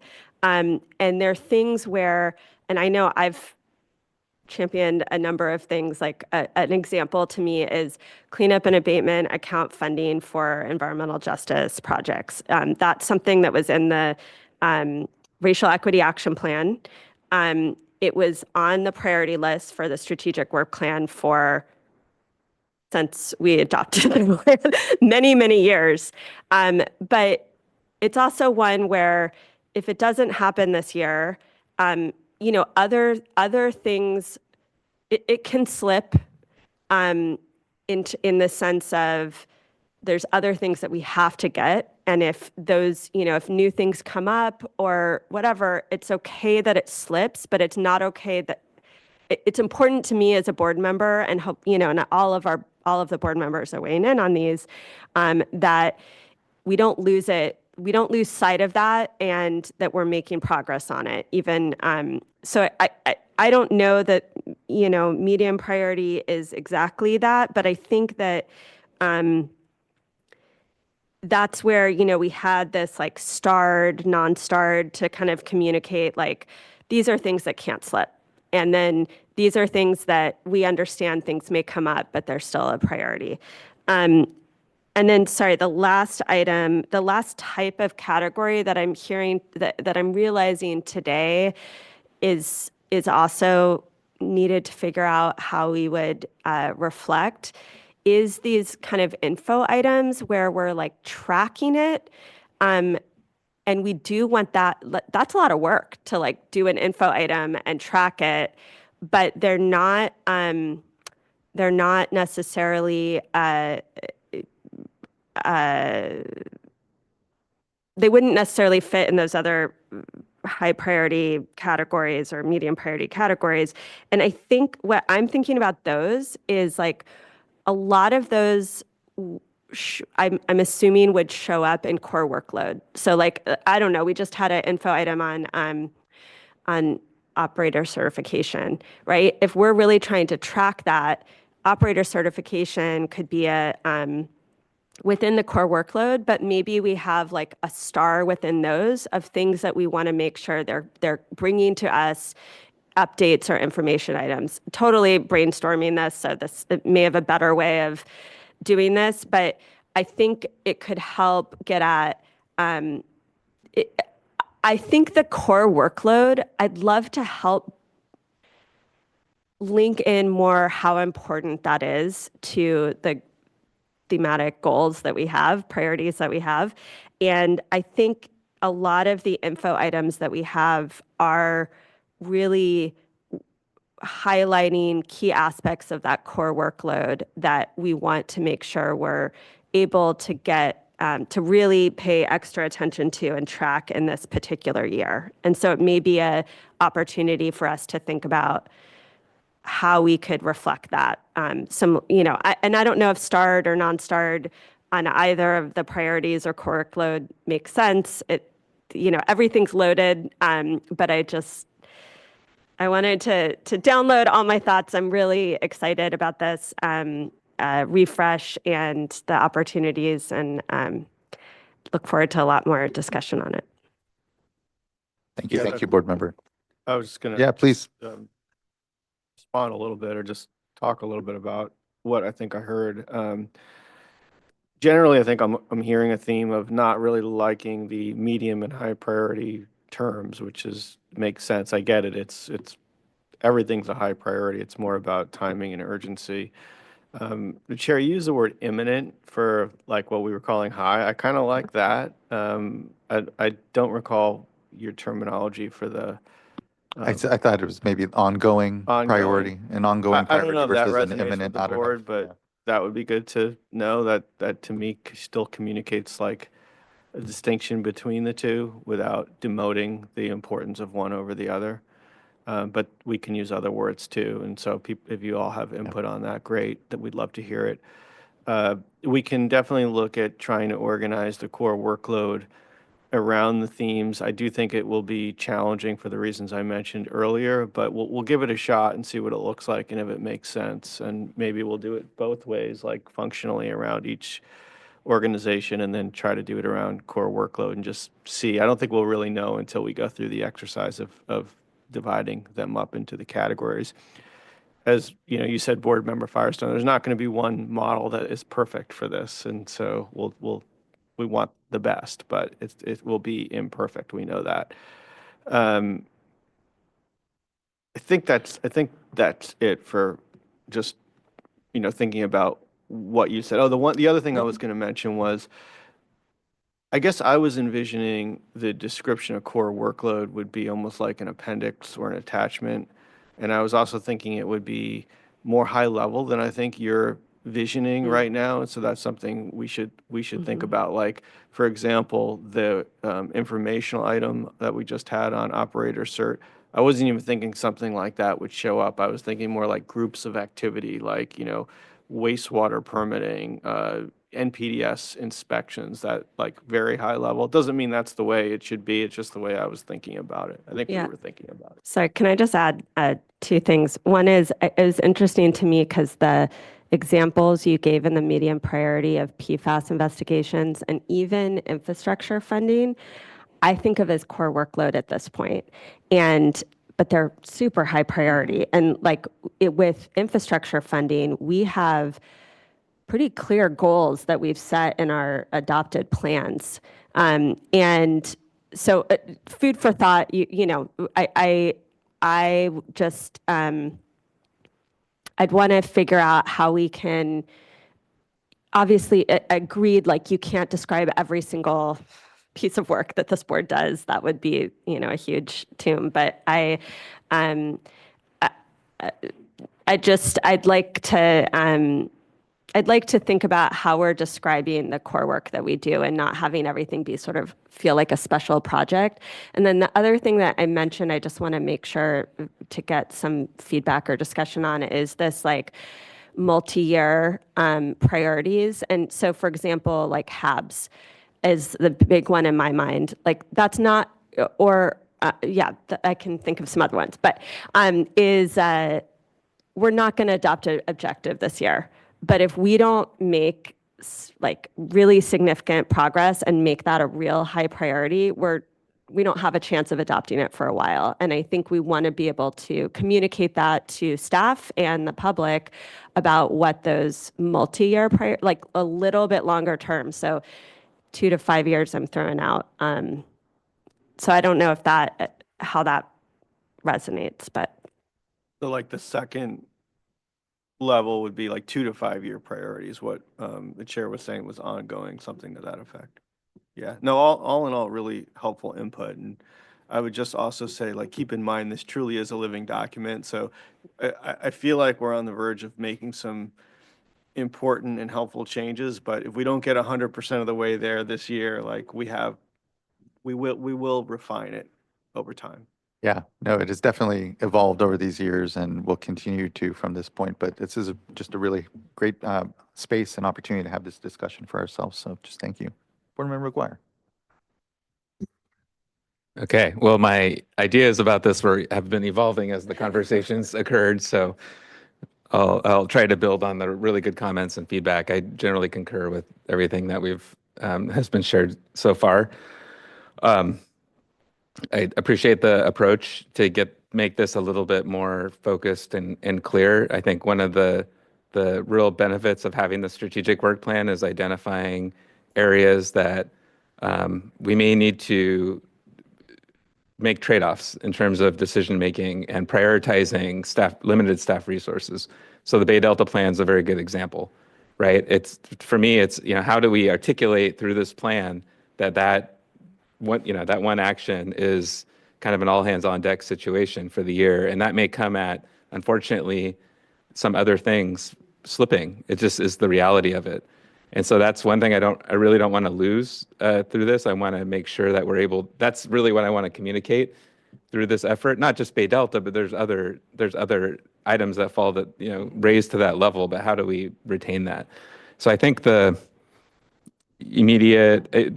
we put in this plan should be a high priority. It is inherently a high priority. So I agree, let's not do medium. Let's get away from that. And it's really more of signaling on the timing or the sequencing of how these things kind of fall out. So whether it's short, near term is kind of what I was thinking for those 1 to 2 year, to say, hey, these are all high priority actions, but these are the ones that are getting, are in the closest to being completed. And then I agree, the kind of the 2 to 5 year and whatever you want to call it, and just not being overly committed because to Vice Chair's point that there are some of these that are in the short term, absolutely, but we know that things slip, it happens. So we want to be a little bit careful about being overly committed to a certain timeline within the year. The other other thing I wanted to mention is when it comes to the info items, what I was thinking about was this document is really an opportunity to communicate areas of board interest. And so when we've had some of our mid-year check-ins and discussions, part of it is, you get us in a room, we start coming up with all these ideas, and then you're like, whoa, time out, stop, we've already got too much work to do. But it really is an opportunity to say, hey, we've got ideas, and maybe they're 5-10 years out, or maybe they won't even come to pass. I've got some things in here that may not even come to pass, right? I've been looking for a drinking water CEC, Constituents of Emerging Concern work plan for 7 years. I don't think it's going to happen in the short term. I've been looking for a new website, so if we're going to Chair start, Esquivel's been looking for a lobbying, website. So what we haven't. This is just the reality of it. But my storms, we see Ms. Cowan sitting in the back here. We're interested in it. We had a workshop on it recently. I would imagine we would like to hear some follow-up sometime in the near future about how that's going, some of the actions we talked about. So how can we just have maybe a parking lot or an area of interest or anticipated info items for the year, some way to capture areas of kind of programmatic or board interest that doesn't represent a specific policy ask necessarily, but it's an area that a topic that we'd like some further discussion on, because this is really as a board, our opportunity to signal what's kind of bubbling up to the top. So just think about that as an idea. And then my last thing I just wanted to say was just put in a plug for hopefully we can do another mid-year check-in or another check-in this year. I agree that was a really valuable opportunity for us to get together, and hope to continue that. Thank you. Yeah, and as the chair, yes, we will. Again, this year was an anomaly. We didn't do this prior to me becoming chair and the board, so we'll definitely make sure that checking continues to happen.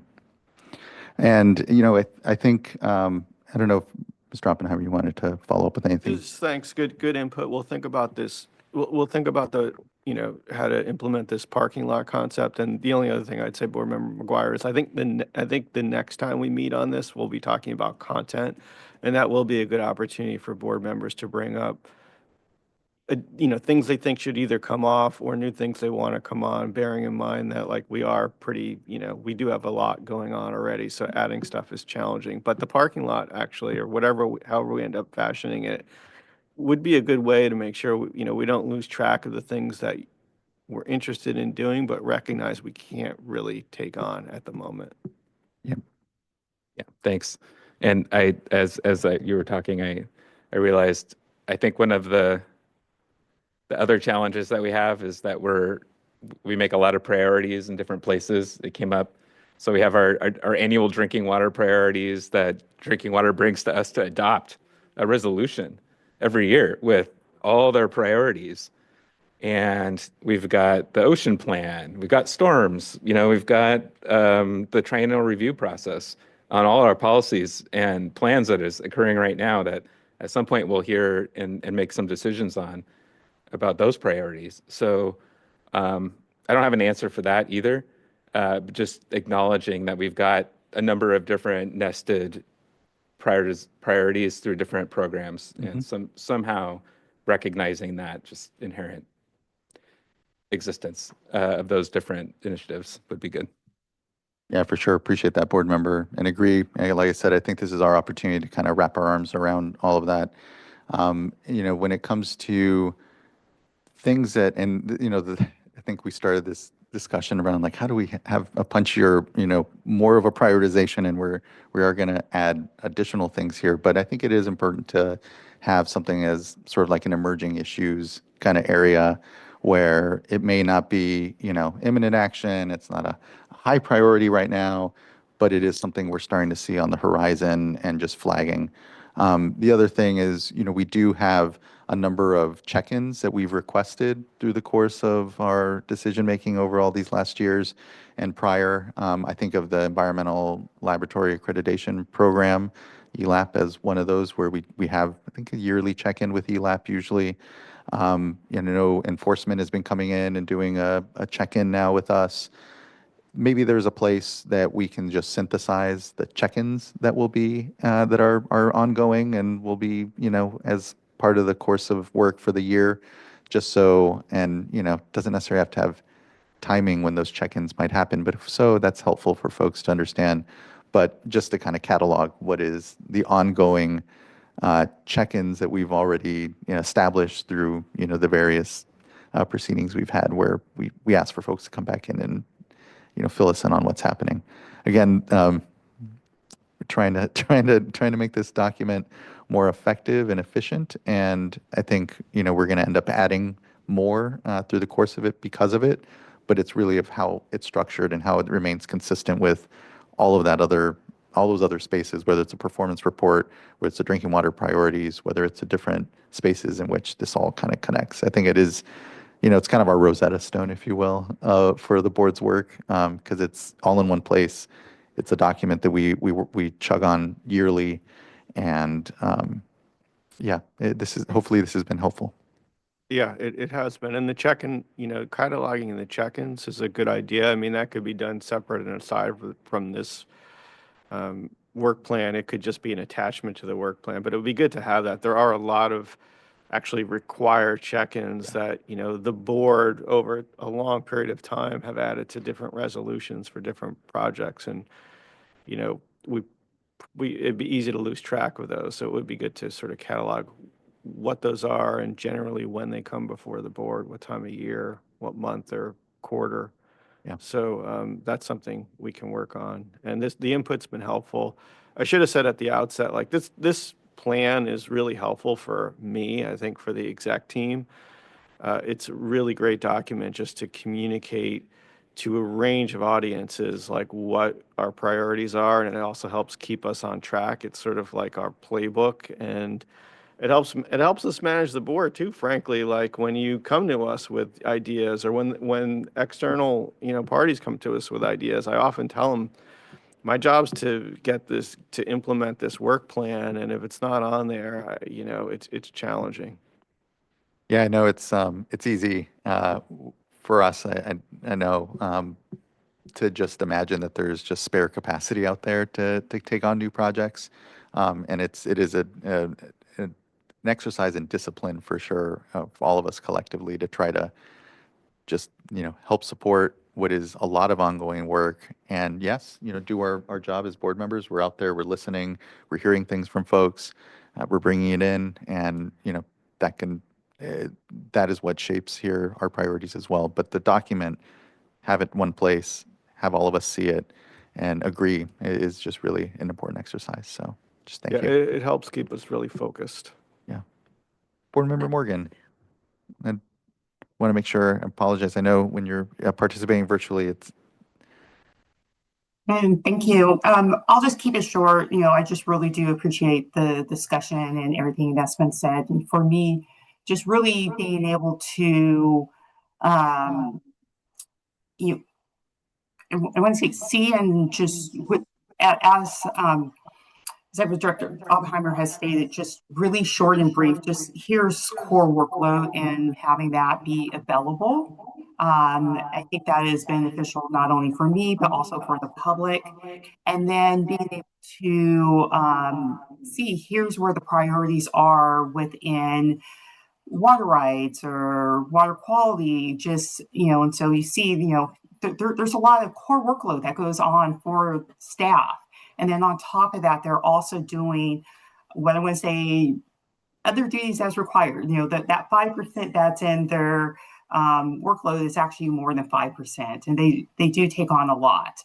And so I agree with the conversation regarding changing it from high priority and medium priority, and because anything that we're asking, it's not that it's not of a. I always laugh because it's just a priority is a priority, and so it's really not of a lower priority. So don't want to have that misinterpreted or taken as in any other way. And so just really a way of highlighting whether it's a parking lot or another way of showing that there are, there may be something that a group is working on, and that is what they're really pushing through. And maybe in the while there's a period of time where that they're slowing down, they may be picking up a different priority, a different assignment, and they're starting to work on it, but it's going to be moving at a slower pace. So I'm going to say a simplified way, which I know is not easy to do, of showing that. And so that I really just don't want the document to become too long and too complicated to where then it's not easily accessible and easily to understand. So just really want to thank everyone for the conversation and really looking forward to the evolution This is something that I've actually been asking for, is the document to evolve and to include the core workload and show just that larger picture. So I am really excited to see this moving forward. Awesome. Thank you for all that, board member, and thank you for helping push us into this space there. Again, it's just been a really great discussion, much needed, and looking to see if there's vice chair, please, additional discussion. I think it's already been said, but I thought I'd jump in just, for further clarity. I too would like to see a shorter document. I think that having something that someone can hold up on a couple of pages, I mean, that actually it can gain greater attention than a 17-page document. And so I really like the idea of having some of these things go in attachments, because that way we feel better that, okay, we're covering everything, that, we haven't left something off because we're just so nervous about leaving something off that's important. And so attachments and then referencing, say, even if we don't work on performance report right now, but just referencing it, there's these other documents that are also available. And then the other thing that I'd mentioned, I don't think we're going to call it a parking lot anyway, because that implies it's just sitting there in a parking lot. But trying to come up with something that, could also signal this is important work that's ongoing. Maybe we're waiting for a report to come back or something, but it could also be resource dependent.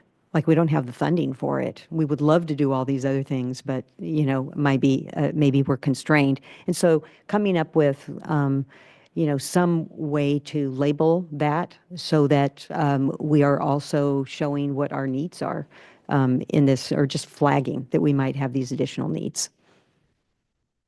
Yeah, good input, Vice Chair, and also Board Member Morgan. Thanks for your input. And I just wanted to also say, like, I agree with what Board Member Morgan said about core workload. It hasn't been reflected, and it is a huge amount of our resources are focused on it, and they're both human resources, and it's not in there now. So some way to reflect that makes sense. And then to the Vice Chair's points, I think that's what we're here about, trying to keep it short and simple, but also not leave ideas behind. I mean, even in this conversation, you've added sort of new things like the whatever we end up calling the parking lot, and then the description of the things that come back to the board, the informational item check-ins. And so that is our challenge in trying to keep it short and simple, but not leave anything important out. But I think we're honing in on something that will work.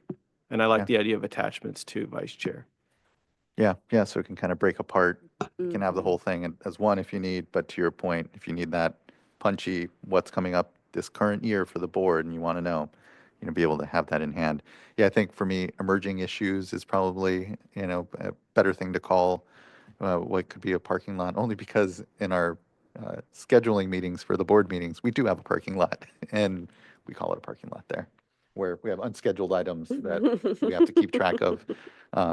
But no, this has all been very, very helpful for myself, and hopefully for you as you come back. What else might be helpful for you to hear from us here before we then wait for what will be, this first take, it sounds like, at kind of a cut at what we might see here? I think I've heard what I need, but I want to look to Karen and Eric to see if they'd like to say anything, or if they have ideas on what would be helpful for input. No, I think this has been tremendously helpful, and a lot of ideas. I've been kind of whispering over to the side on how we can potentially do some of these things. So I think we'll work with ORPP and the team and Eric and others, and come back in March with some approaches. Karen? Yeah, I agree. I think this opportunity to get input from you all in one place at one time is really valuable. So appreciate it. And yeah, I think we have what we need to take a shot at the next step. That's great. Thank you. Really appreciate the great work. I hope it carries through, certainly. And I always hear, as we talk about our strategic work plan or communicating what we're doing, is just the pride and of just the scale, scope, and just impact that the work that these boards, regional boards and state board do, and importantly, the folks in the program that actually get this done. And so being able to elevate that, being able to really speak to it in a document is part of the goal here too, because we're very aware of just how incredible job folks do day in, day out. And I think this is our opportunity in this this summary ultimately of our priorities, but also work to really communicate that in a way that folks can hopefully connect to. So that's why I do appreciate board members' comments on keeping some of the thematic side, even as you go into the core workload. So, thank you. All right, well, let's go ahead and give ourselves a lunch. Oh, sorry, we do have a commenter. Oh, apologies. Oh, yes. Ms. Cowan, apologies. I hadn't seen you had signed up as well. I saw Mr. Voskel signed up. I was going to say, ultimately, we can also take his comment maybe, after. Oh, you declined. Okay, great. I'm Ms. Cowan, sorry. don't be sorry in the least. Don't be sorry in the least. Really appreciate you contributing to the discussion. Glad So to I hear did your actually comment. fly up here early today just because of this item, and I probably might have gotten on a plane for it. And I say that because it's how important I think this is to your work, to our work. And I'm really glad you're having the conversation. So as someone who leads my own organization, I get that everybody has priorities. You have a lot of people telling you what you should do. In this context, I'm that person here at the podium offering my own perspective as it goes forward. So the outcome will probably be here again. But I want to start with the fact that I think this is one of the most critical things that the board can do. Because if you can't do this really well, it's really hard to do the actual things you care about, because then you're like well-intentioned cats with laser beams on your head running around, right? So our organization went through a big evolution over the last 5 years. So my comments are really more of, if I have any lessons to offer that you could take and incorporate, I'm happy to share them. And I can have them with you one-on-one, but you're all in one room, so I can actually share it all at one time. So one of the things I'm hearing is, and what we struggled with too, is there's annual priorities, and then there's this longer term, where are we going roadmap? And that's kind of a little bit where it gives you the time, right? So that longer term roadmap, I'm not quite sure you all have yet, and it takes a lot of effort to do. So I'm not going to undersell that. But I think it solves a lot of things, because you're saying, here's collectively where we're going. And then on an annual basis, you can be very actionable and say, and then this year, this is what we're going to do, right? So if you try to do that all with one document, you start having these parking lot questions. How do I lose this? What time frame do you want me to do X, Y, Z? So I think having a longer term roadmap is really, really important. The other thing is capacity. People have to implement what my board says, right? You're looking at what capacity you have. Being able for everyone to see what that capacity is and resources is really, really important. So you can say, and I love the core baseline program, and you can't lose it, right? You have to say year over year, this is our baseline, this is what we have to do. And then you're trying to find more resources on the proactive leadership side, which is the key of what we all want to be doing, right? And then you can say, okay, so here's the resources we have. Here's what we have to do. Don't have a choice about doing this year over year. What's my delta? And then you can advocate for it. So when the governor's office or I come to the podium and say, I really want you to do this, then you can be able to say, we would love to do that. And this is why we're not doing it, or here's what we need to be able to do it. And hopefully then you do get resources to be able to do it. If you do a long-term document, that's where public input would be really helpful, right? Because you do have a lot of people telling you what to do, whether it's the governor's office, the legislature, folks like me, folks not like me who aren't at a podium, that all have impact on what you do. I think that public buy-in would be really important. Absent that, then you don't have as much of a long-term plan. It would help, not as helpful to get to resources. Talking about, what core work is and how that aligns with some of the bigger picture goals. We've mapped, here's what our strategic plan says we should do, and here's all the people who do stuff. And then we map it, and then we put a little checkbox in there so you can sort of see, it's being dealt with by someone somewhere, and that's now they know what they're doing. And we also, for us, we have in addition to our strategic plan, we have our vision for sustainable stormwater management. And that's like our backbone. So anything I do, regulatory advocacy, legislative advocacy are in our strategic plan, but it gives me a sounding board so I know what I'm actually trying to accomplish. And perhaps, Board Member Firestone, when you were talking about that core work really being tied to something else, that's sort of what it does for me. How will you want to put that together? You get to figure out, but I find that very, very helpful. And then we struggled too with like binning high priority, medium priority. We tried that. everyone gets really wrapped up about it because they're like, what do you mean I'm a medium priority? What am I a high priority? So we just call it priority. And the decision making behind it, we use two things: the impact, sort of the what happens if we act or what happens if we don't act, and then the urgency, because you all have people requiring you to do things too. And then when you pull that together, then you can say, so for the year, this is what we're doing and this is why we're doing it.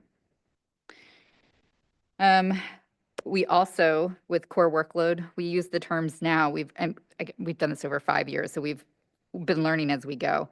Program for us is where we want to get everything to go to, that we're going to do this year over year over year. And that's really helpful. Project is something that you're going to accomplish for the current year. And I think I'm hearing maybe that's where you're trying to get to, of like, what are we trying to do year over year? And this is going to be core part of what we do. And then there might be sometimes you're doing something one-off because there's something that for whatever reason has to be done. And I love the one pager, board member Diadama. We got it to 2. So it's a front and a back, so it's still one piece of paper, but it is really helpful. I think our strategic plan might be 16 pages. That still is a lot for some people to read 16 pages, but if you get it down to 2 pages, that does really help. And then you've got your 16 pager if you need it. And then when we did our strategic plan again, we did, here's all the things we're going to accomplish. And then we put a capacity resource beside it. And then we identified, like, here's what we're already doing well, but if you want us to do these other things, here's where we need to have the investment. And that it really does help. And it's helped us to be able to advocate with our own members. So you're not just suddenly stuck in everyone's like, great idea. And staff goes, that's a great idea, but I don't have any resources to do it. So there you go. I've solved all of your problems. But again, truly my bottom line is thank you for having the conversation. I think it's really important. And anytime I can help and process, obviously you can tell I like process. It helps us be able to do the work. I'm happy to be a resource as well. So thank you. That's really appreciated. Thank you, Ms. Count. Thanks for being a thought partner and supporter here in all of this. It really means a lot. And yeah, thanks for the lessons learned. I think we will have some follow-up conversation, especially as you heard, we have 2 additional items here. So look forward to what you all see here as a product here at the next turn of the dial. Thank you. Thank you. All right. Anything further from folks? Hearing none. Let's go ahead and give ourselves a lunch. We'll go ahead and take, a 45-ish minute lunch. We'll go ahead and bring ourselves back then at 12:30, if that works for everyone. Take 50 minutes. We'll then get back to item number 7 at that point. So hope everyone has a good lunch. We'll see you here at 12:30. Much thanks.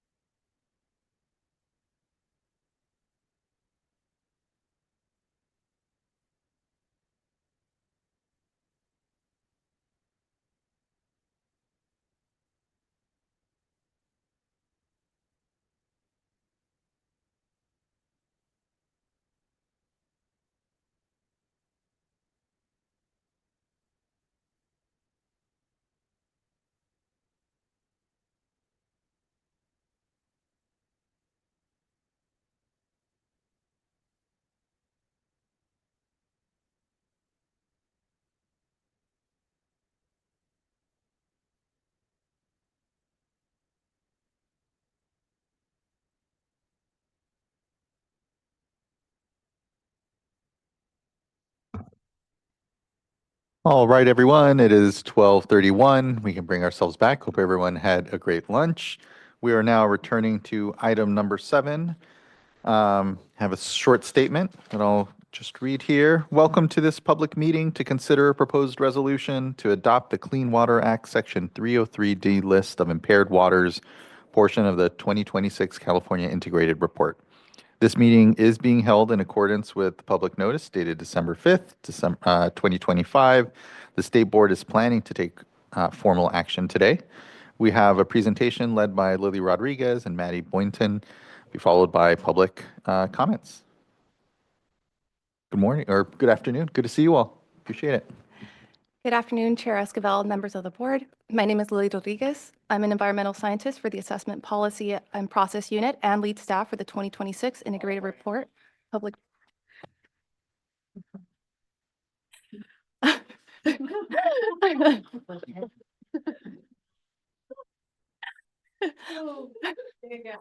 out right. Sabotaged by your own boss. Tension breaker. Okay, so I am lead staff for the 2026 Integrated Report public process. Also presenting with me today is Maddie Boynton, environmental scientist from the Assessment Tools and Support Unit, who is also our subject matter expert for benthic community effects assessments for the Integrated Report.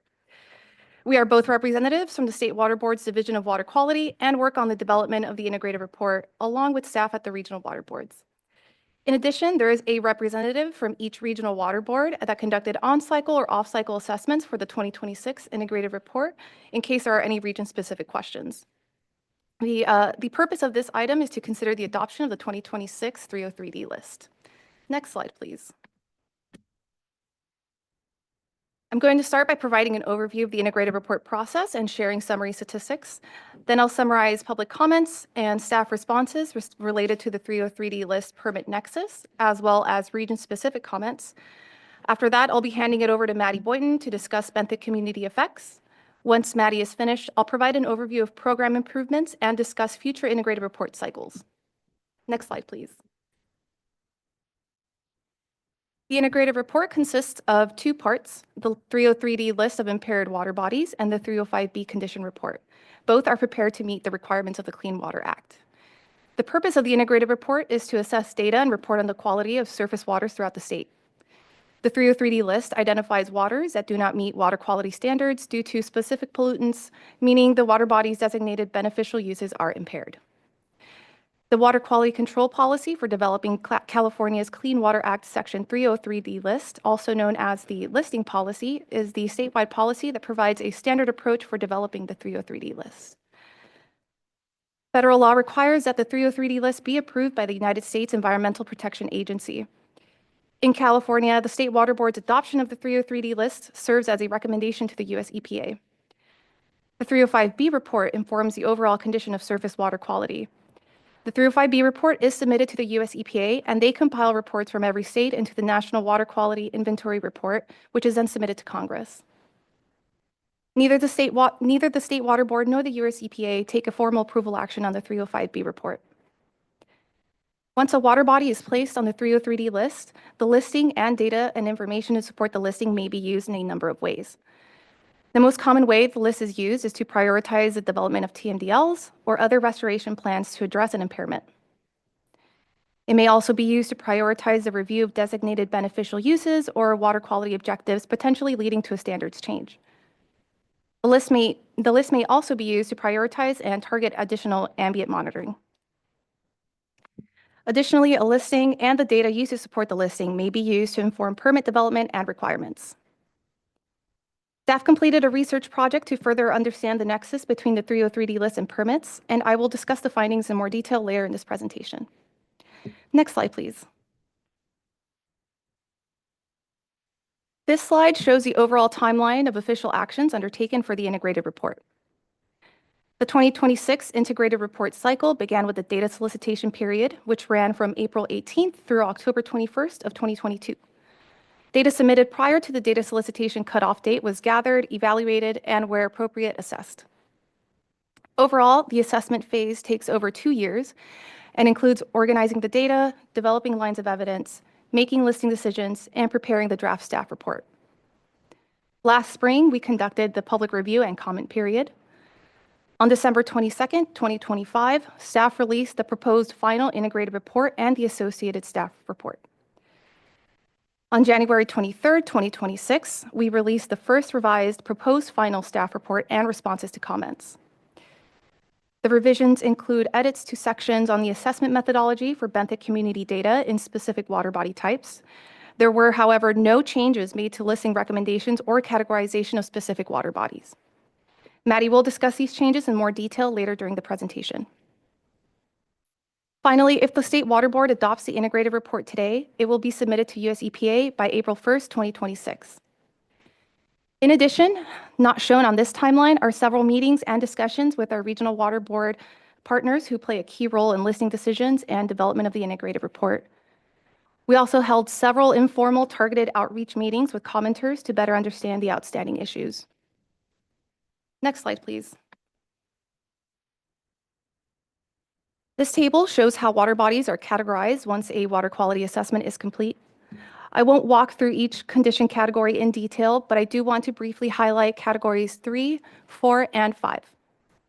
Category 3 indicates that there is insufficient data to determine beneficial use support, but beneficial uses may be potentially threatened, and it is often referred to as the watch list. These waters are not placed on the 303D list, and a TMDL is not required, but they could be sites prioritized for additional investigation in future cycles. Finally, water bodies placed in categories 4A, 4B, or 5 are considered impaired and make up the 303D list. Category 5 includes waters where at least one beneficial use is impaired and a TMDL is required, with the exception of new subcategory 5 bio, which addresses benthic community effects listings and will be discussed in more detail later. Next slide, please. For the 2026 integrated report, data submitted by the data solicitation cutoff date were considered for water bodies within the North Coast, Lahontan, and Colorado River Basin regional water boards. These are referred to as the on-cycle regions. Water quality data from portions of the Central Valley region are assessed every listing cycle using a rotating basin approach. Although the Central Valley region was off-cycle for the 2026 integrated report, assessments were conducted for water bodies within the San Joaquin River watershed. This watershed includes the main stem of the San Joaquin River upstream of the legal boundary of the Sacramento-San Joaquin Delta, as well as all surface waters tributary to the main stem. For the Central Coast region, off-cycle assessments were limited to mapping updates, beneficial use corrections, and station association corrections. The State Water Board and the San Diego region conducted reassessments for selenium based on corrected data submitted by the County of San Diego. The State Water Board administered the public process for all regional water boards for the 2026 integrated report. However, staff at the regional water boards contributed to all tasks required to develop the integrated report, including reviewing and assessing data, developing lines of evidence, preparing region-specific sections of the staff report, and developing responses to comments. Next slide, please. This table summarizes and compares key statistics across multiple integrated report cycles. For the 2026 integrated report, staff assembled more than 1.4 million rows of data. From that data set, staff developed approximately 71,000 lines of evidence, which resulted in over 15,000 water quality assessments representing 995 water bodies. The summary tables provides that there is a lot less data than what was assessed in the 2024 integrated report. The reason being is that for some regions, there are less water bodies. Additionally, since we are becoming more efficient with developing the integrated report, there is less time between data solicitation cutoff dates. I'd also like to take this time to thank our data providers. This work would not have been possible without your data submissions, coordination, and your continued collaboration. Next slide, please.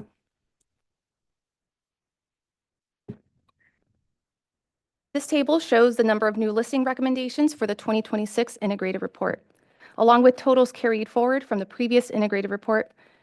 The first column identifies the regional water board. Rows highlighted in green represent regions that completed on-cycle assessments, while rows highlighted in yellow represent regions that completed off-cycle assessments.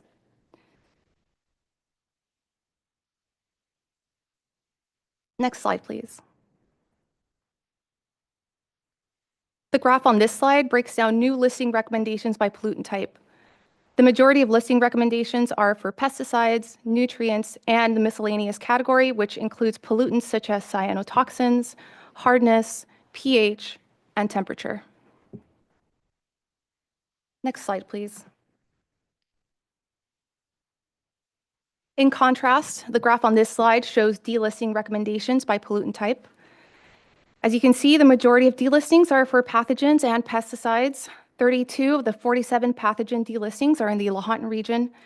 These can be attributed to the removal of the fecal coliform objective in the Lahontan Basin Plan, which was removed in 2024 because fecal coliform is no longer considered a valid indicator for assessing support of the REC 1 beneficial use, and assessments are now based on the statewide bacteria objectives for inland surface waters.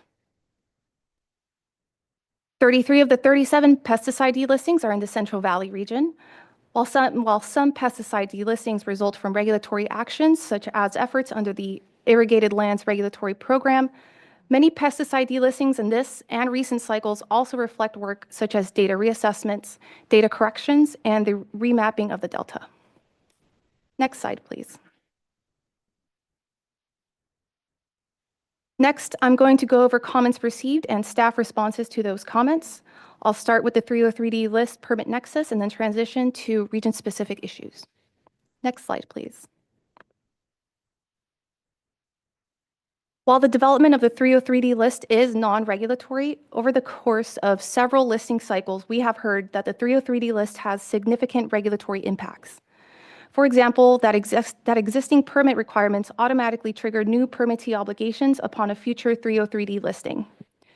Commenters were also concerned about how 303D listings are being used to develop requirements for permits that are issued after a water body segment has been listed. In response to these concerns, Integrated Report Program staff conducted in-depth research and surveyed permitting programs at the state and regional water boards to better understand the nexus between the 303D list and water quality permits. The programs we surveyed are listed here on this slide. Next slide, please. This slide here summarizes the findings from that research. We found that the 303D list is utilized across a range of water board regulatory programs, with implementation varying from program and by region. Staff found that the 303D list is used to automatically trigger certain types of new permittee obligations in existing permits and to inform the development of new permits and justified new permit requirements. Other factors, such as the results of source analyses, permit application materials, and other supplemental information are taken into consideration and used to inform decision-making and permit requirements. Some example permit requirements include monitoring, reporting for illicit pollutants, and identification of pollutant sources. Staff also found that the water boards, as the permitting authorities, rely on the existing 303D list in the development of new permits. Some examples include to help inform whether the discharge has reasonable potential to cause or contribute to an exceedance of a water quality standard, which, along with other information, is used to determine if a receiving water limitation or effluent limitation is required. As partial justification, along with other information for requiring best management practices or pollutant controls, or as information explaining why a TMDL or integrated report category 4B demonstration was developed. I'd like to clarify for the board and for members of the audience that the examples provided here are a result of the research we have conducted. This information is not intended to provide direction to state or regional permitting authorities on how to use a 303D list in permitting actions. Next slide, please. Staff recommend that regional water boards continue to take into consideration other factors, such as the results of source analyses, permit application materials, and other supplemental information discussed on the previous slide to inform decision-making and permit requirements. Where feasible, staff recommend the water boards use the data and information that's used to support a listing to inform new permit requirements. The draft resolution for the 2026 integrated report includes language directing staff to continue coordination with water board regulatory program staff to help ensure that 303D listings are used appropriately in drafting waste discharge requirements, including MPDS permits and other water board regulatory actions. Next slide, please. I'll now transition to region-specific comments and responses. Next slide, please. The information I'm providing here are just brief examples of region-specific responses we wanted to highlight for the board. In the North Coast region, staff corrected an error in several bacteria assessments where historical bacteria data was inadvertently excluded. As a result, staff revised assessments for some decisions, which resulted in list recommendations for 3 water bodies and 1 remaining as delist. In addition, some bacteria data were flagged that were not included in the draft 2026 integrated report. Unfortunately, staff identified that these data were submitted to staff at the North Coast region and not through the formal data solicitation process for the integrated report.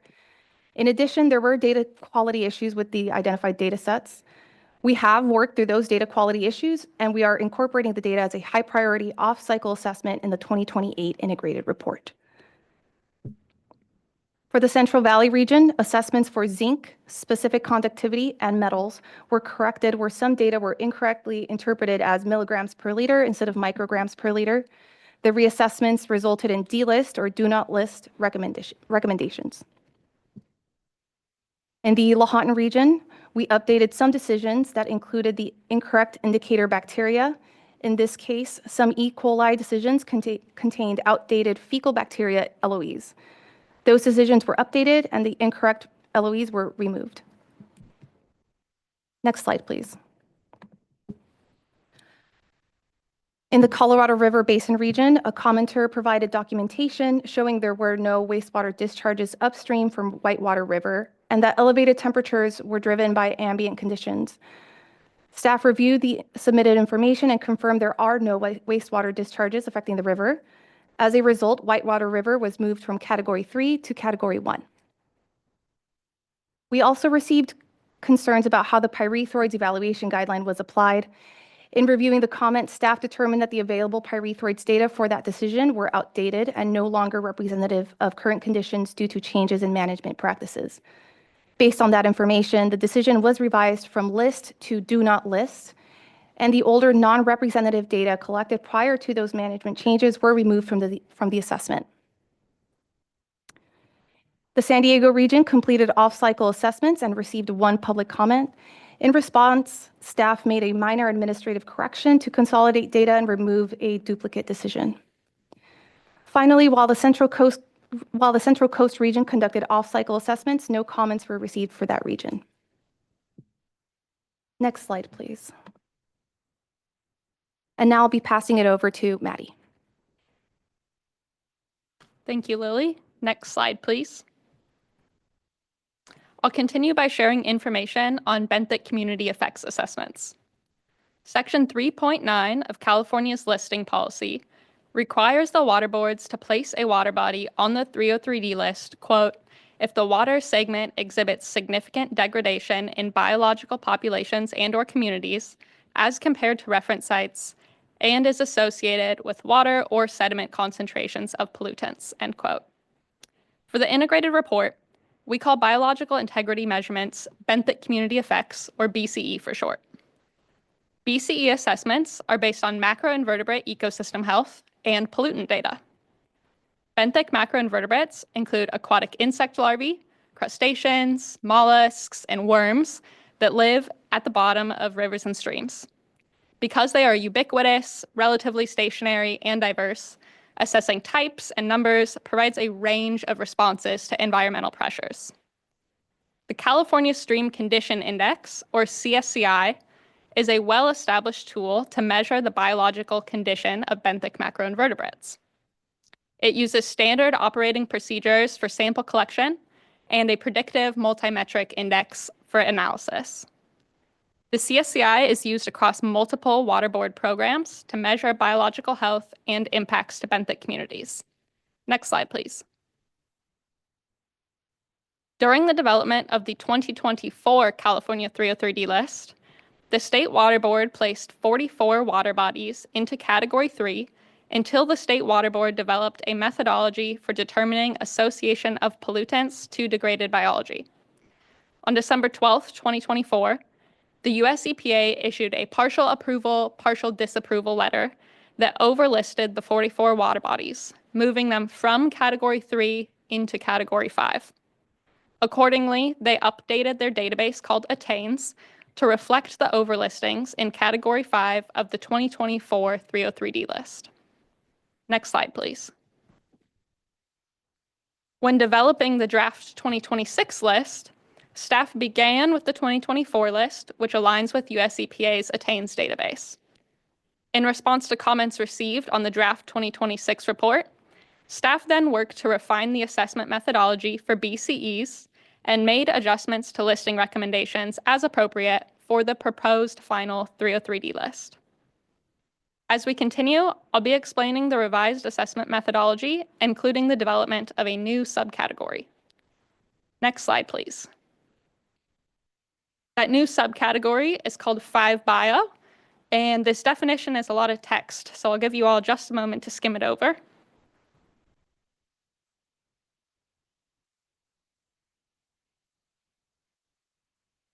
And I'll highlight the main points. US EPA guidance allows states to establish new or additional subcategories to further refine classifications. Water bodies that were identified as having degraded biology and at least one pollutant impairment were placed in a new condition subcategory named 5-bio. This definition clarifies that a 5-bio listing does not require a TMDL to be developed for the degraded biology, and that TMDLs are intended only for any associated pollutant impairments. Next slide, please. Water bodies were placed into the new subcategory 5-bio when two conditions were both met. There are at least 2 CSCI scores below the 10th percentile reference threshold of 0.79, and the water body also has at least one pollutant impairment for an aquatic life beneficial use. When referring to benthic communities, cold freshwater habitat and warm freshwater habitat are the relevant aquatic life beneficial uses.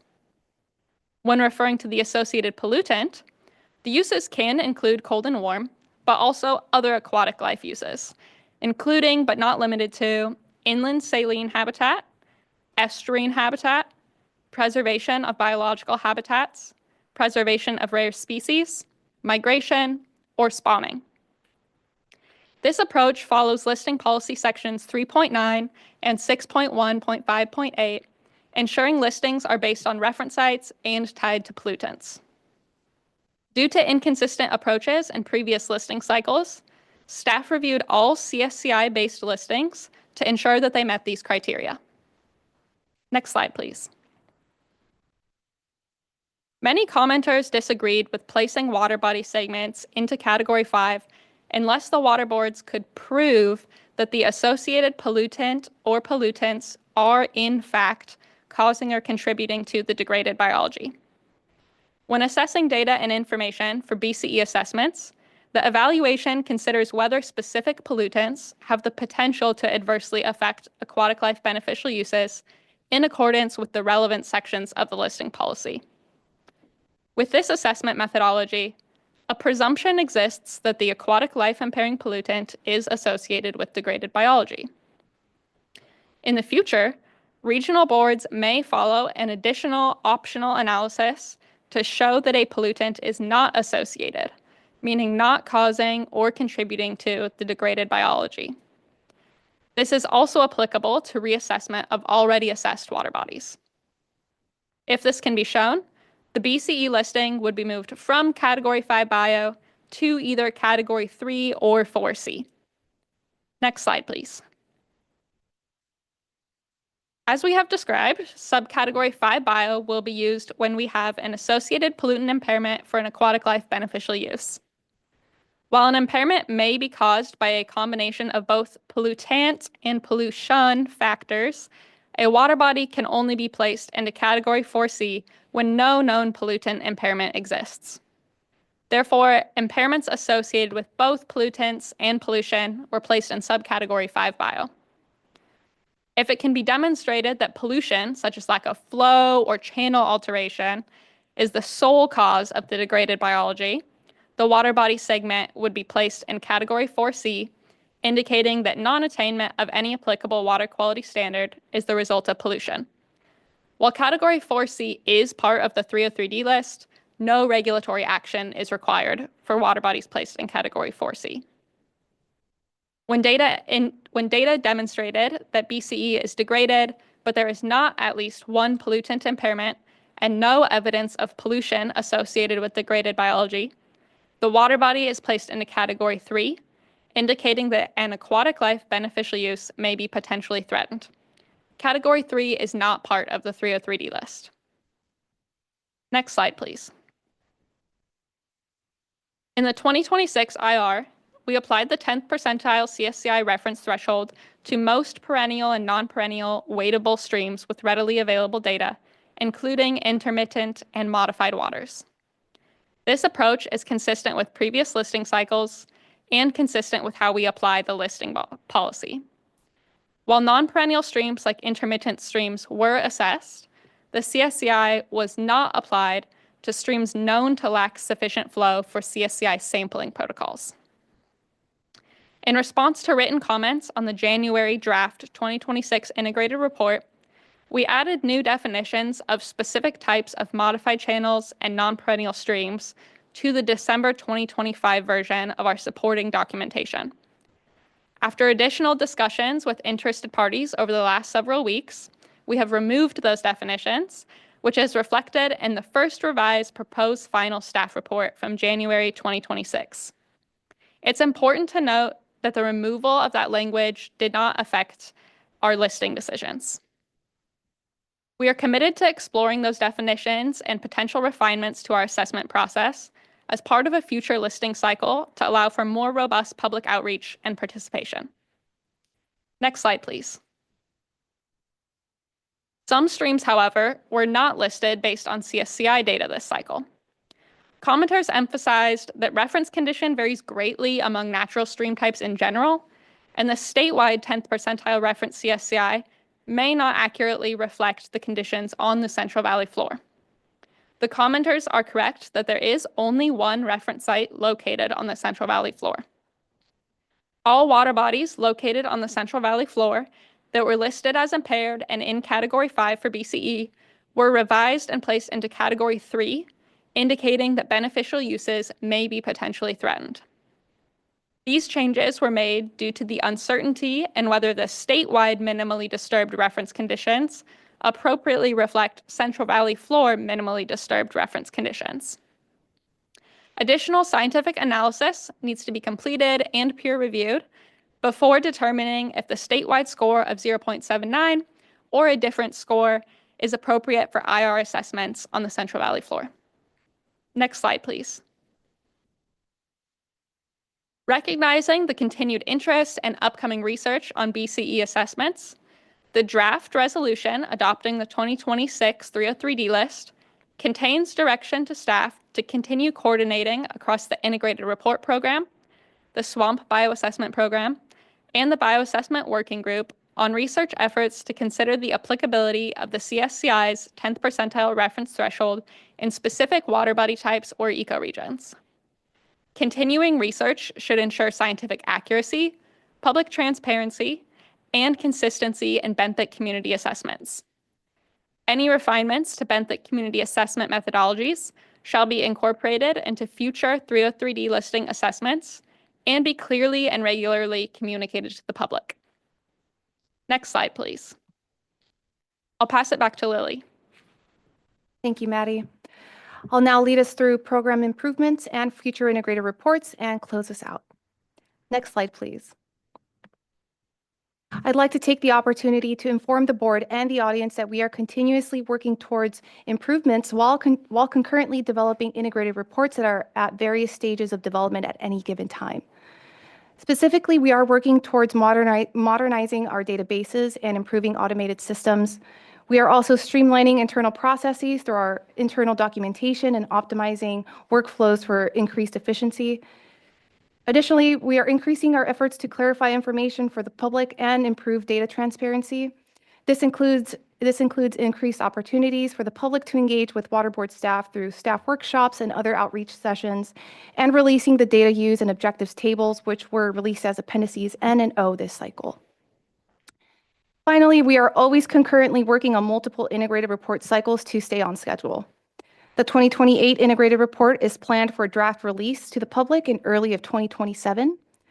And for the 2030 integrated report, the data solicitation notice is expected to begin in early March of this year and close in early July. Here, I'd like to recognize that data solicitation for the integrated report happens well before the due date for an integrated report. The 2030 integrated report is not due to the US EPA until April 1st of 2030. However, in order to ensure that we allow enough time for data organization, quality review, assessment, and a public process, we must start the data solicitation early. Next slide, please. And with that, I'd like to thank you for allowing us the opportunity to provide an overview of the first revised proposed final integrated report. We recommend that the Water Board adopt the resolution and the 303D list before you today. Thank you.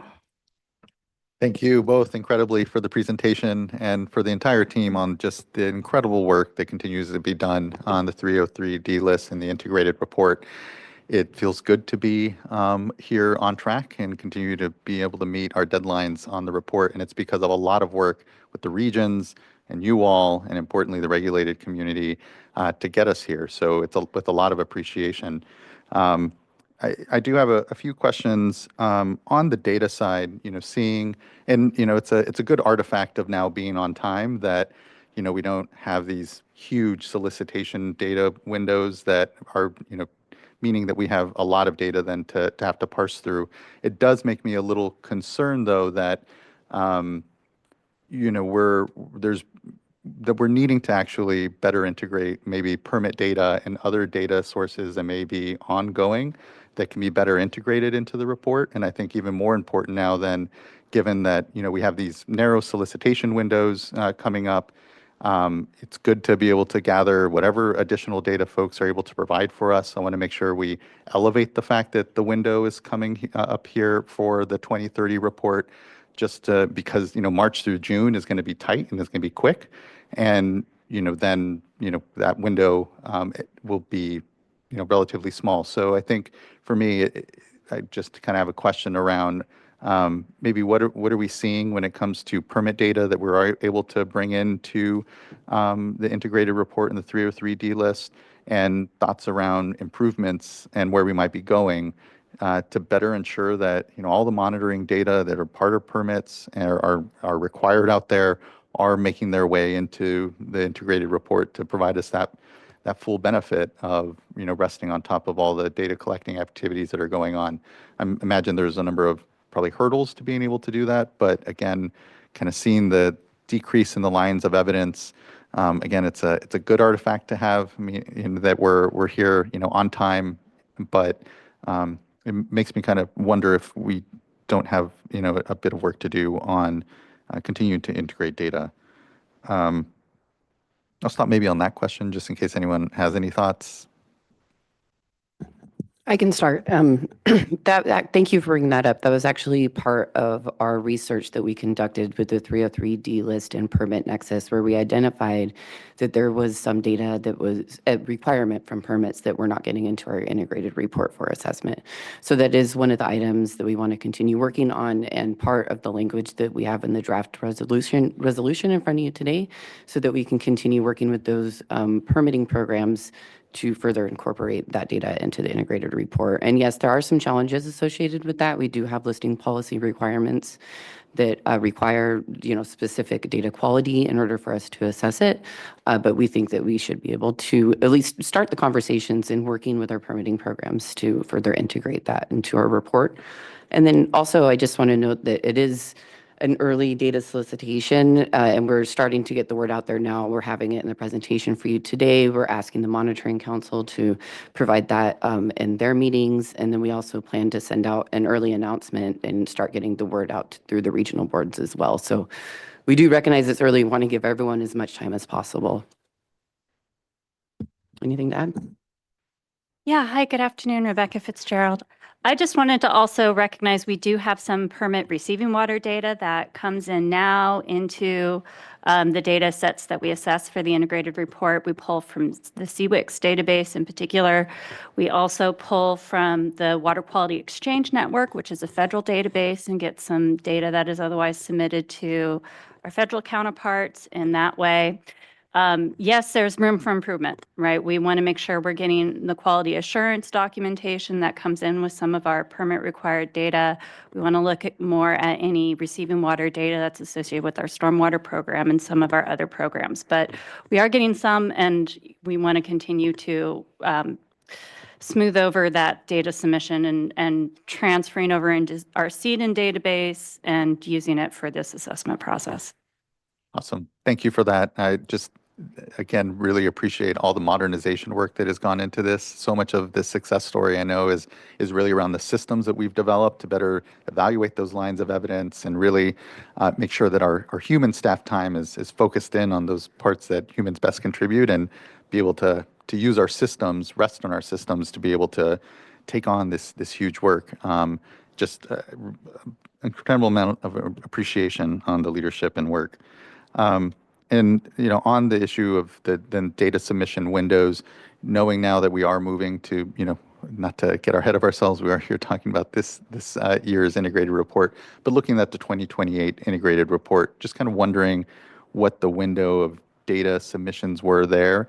And then more importantly, you know, on the CSCI, Bentham community effects issue, wondering if we'll get some greater clarity maybe around where we're going with some of the definitions that we kind of pulled back on and the applicability ultimately of the CSCI on Central Valley streams, knowing that they're on cycle now. And so that, you know, that issue I think will be even more in front of us coming then to the 2028 integrated report where, you know, they'll be on cycle and far more sort of an issue in front of us. So just wondering if what the thought is around the timeline of getting some better clarity about the appropriateness of the CSCI index as indicated or as kind of spelled out now for Central Valley streams by the time we get to 2028. What can we kind of expect? Are we going to get to sort of an answer of the applicability, or is it going to be kind of still years out sort of discussion? So I will take the second part first, and then Lily, I'll turn it over to you for the answer for the 2028 cycle. So yes, we want to do some more work around the similarity of Central Valley streams, benefit community data in the Central Valley streams. And we're coordinating right now with some of our scientists down at SWRCB, Southern California Coastal Water Research Project. I do not expect us to have definitive results or much results really for the 2028 cycle. I think we'll probably have more information there when we get into the 2030 cycle. The good news on that front, however, is that for the 2028 cycle, the Central Valley region, which has divided itself pretty much into thirds and each, you know, a third each time. For 2028, they're really focused on the Delta and the Tulare Basin.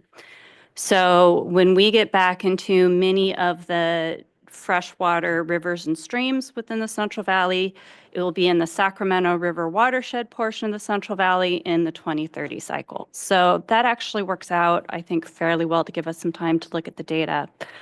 That said, we are very committed to continuing this conversation very transparently. There's a lot of interest in, you know, doing this continued similarity, how similar are streams there to our reference conditions in other parts of the state. I expect we'll continue to have those conversations this year.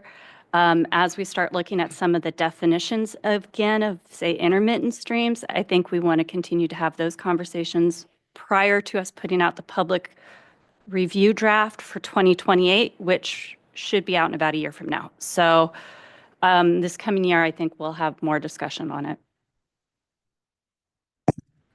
Yeah, thanks, Rebecca. And I'll let Lily answer the 2028 solicitation window. Just to build off of what Rebecca was saying, Nick Martirano, Division of Water Quality, that, you know, with the definitions, what we were attempting to do in the 2025 December supporting documentation, we plan to, you know, really present that information again in this 2028 cycle and just allow for that public process to unfold. So the main feedback we had is we didn't have enough time to really review this.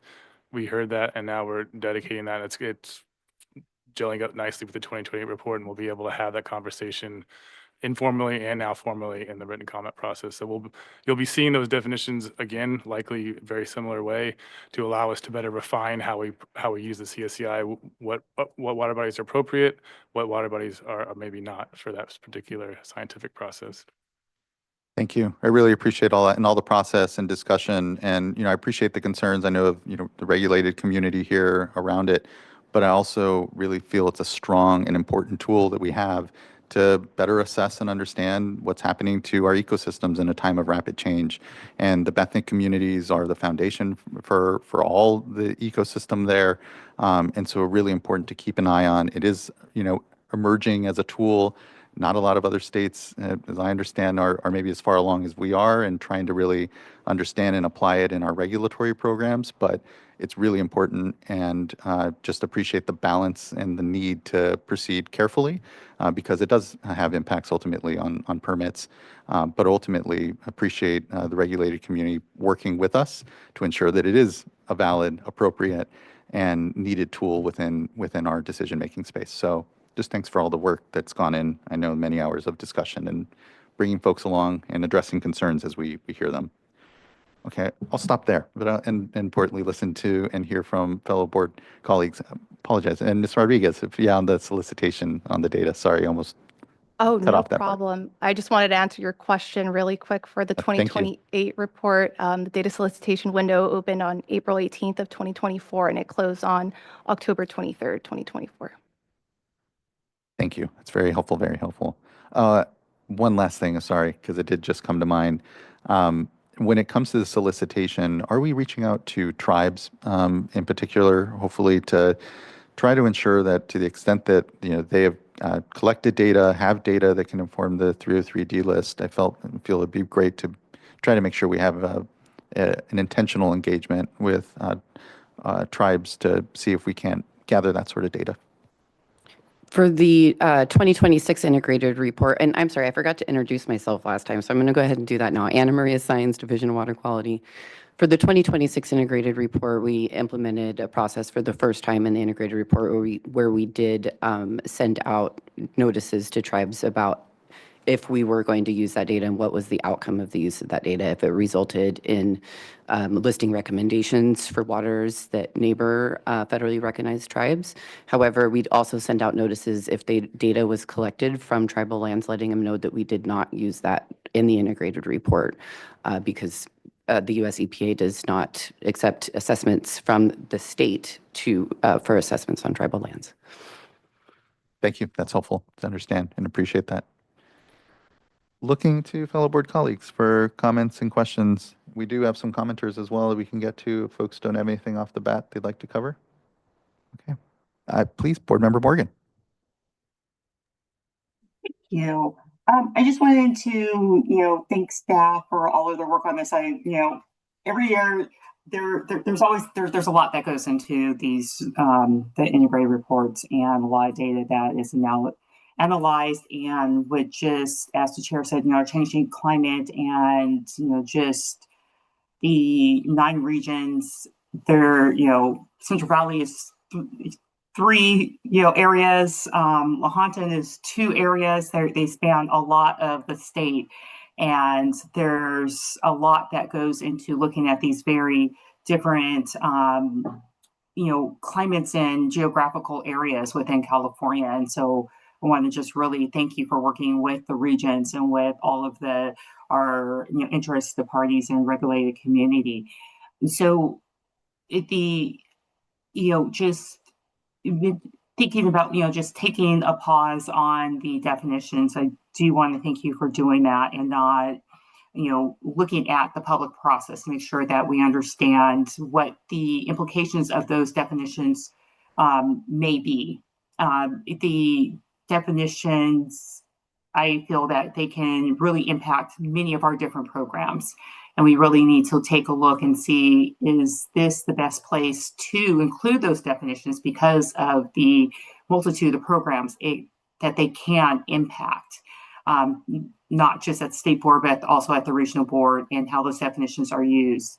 So just making sure that we are looking at and doing these definitions at the right location within the right program. And if we are moving forward through this particular program, we are putting the correct guardrails on it so that the definitions, as they move forward, they are used in the correct way and there are not unintended consequences as they are then translated and used in other regulatory programs. So just want to give that caution just as we move forward and here quickly, and we continue with this just intense program. So thank you again. Thank you for all that, board member. Much agreement, and definitely an intense program, both effort and attention-wise. So just a lot of appreciation for everyone. Okay, not seeing anything further at the dais right now. Let's go ahead and get to some commenters. We have just a handful of commenters here, so I'll go ahead and call out the complete list as I understand it. And a couple folks are speak as necessary. So as we get to you, you can just either raise your hand on the platform or if you're in person, if you do intend to comment. So our commenters today will be Marty Farrell, Tess Dunham, Robin Yamada, Karen Cowan, Jared Voskel, and then Debbie Mackey.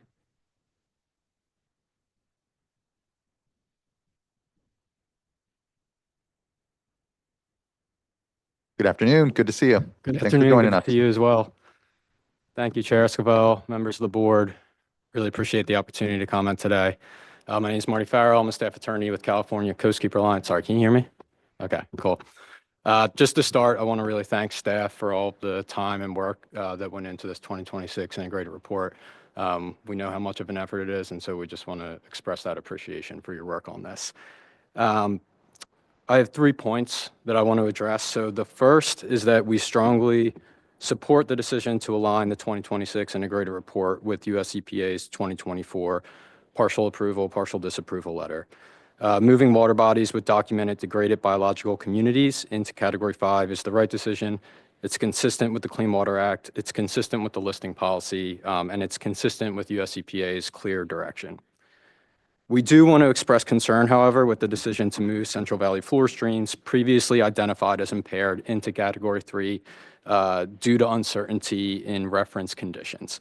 While we recognize the uncertainty and challenges in developing robust reference sites in this landscape, the streams in question exhibit CSCI scores below the statewide threshold, indicating biological impairment.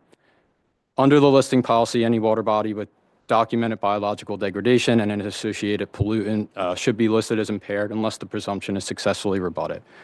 The limitation in reference sites for the Central Valley floor should not prevent listing.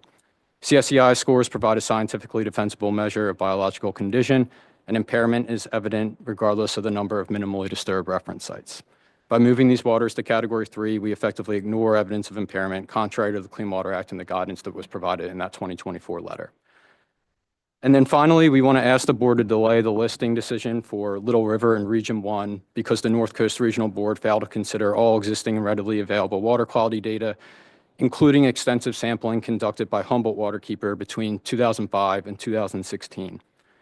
Most notably, Humboldt Waterkeeper collected indicator bacteria samples at 4 locations along Little River in March, June, August, and October of 2016. Results from upstream reference sites showed generally low levels of E. coli, often at or below the reporting limit, while downstream reaches exhibited substantial exceedances of applicable water quality standards. This spatial pattern demonstrates that Little River remains impaired for indicator bacteria. This data was submitted to the regional board in 2018, but despite this, the regional board relied on sampling from only a single location and failed to evaluate Waterkeeper's multi-site data. This omission has real-world consequences. Little River is a shallow, low-gradient stream that flows directly into Moonstone Beach and is heavily used for recreation. Families regularly allow their children to swim in this river, and surfers frequently rinse off in the river when they come out from a session. Delisting the river, despite documented bacterial impairments, would undermine public health protections and create a false impression that the waterway is safe for contact recreation. Thank you for your time and consideration today. Appreciate it.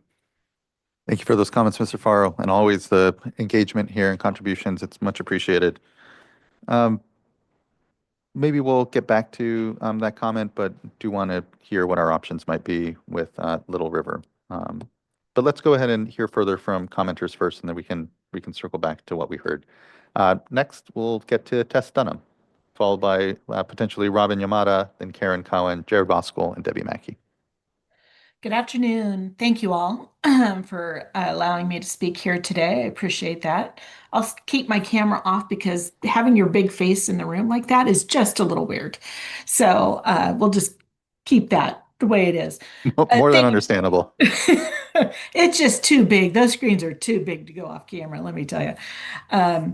Again, thank you. And first, I do want to also thank staff.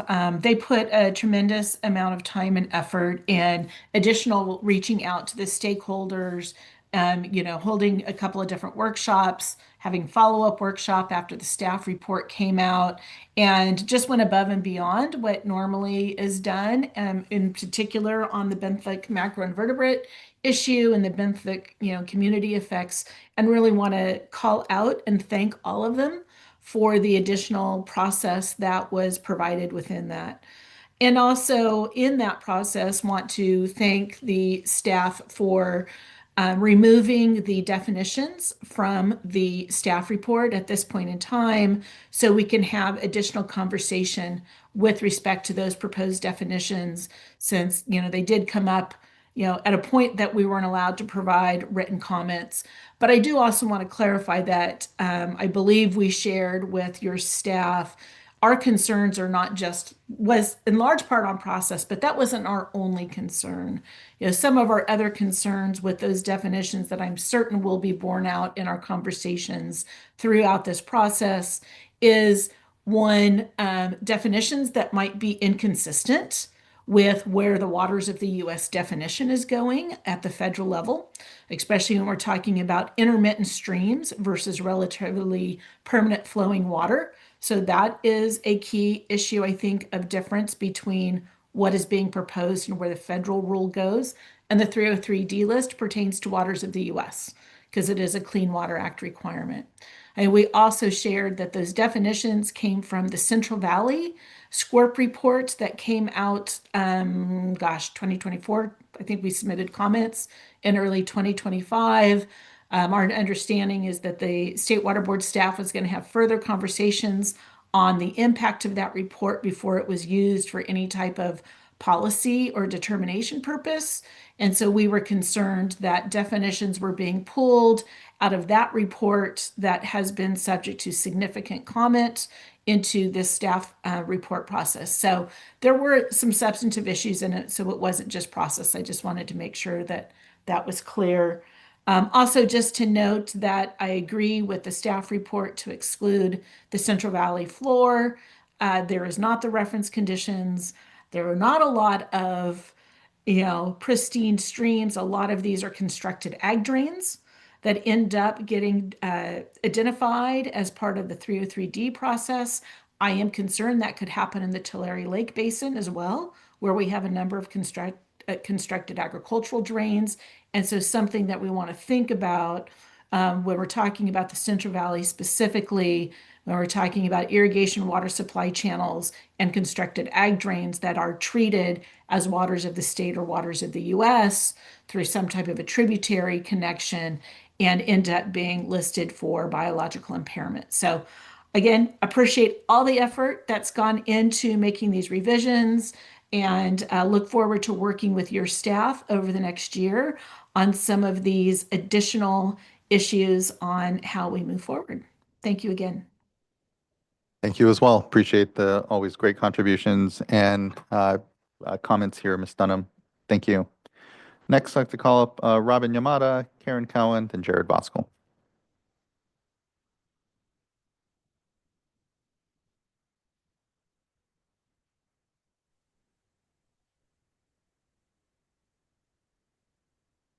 Hi, good afternoon. Good afternoon. Oh, pop my screen on really quick. Good morning, Chair Esquivel and members of the board. My name is Robin Yamada, and I'll be providing comments on behalf of the Los Angeles Department of Water and Power. LADWP wanted to express our appreciation to the Lahontan Regional Water Board staff for their efforts in working with us for many years to obtain all the necessary information to be able to delist Haywee Reservoir for copper on the 303D list.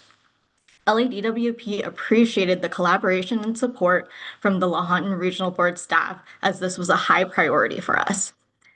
LADWP would also like to thank the State Water Board staff for their efforts with the 2026 Integrated Report. LADWP submitted written comments regarding Bishop Creek Intake 2 and Hilton Creek being recommended for listing on the 303D list for benthic community effects.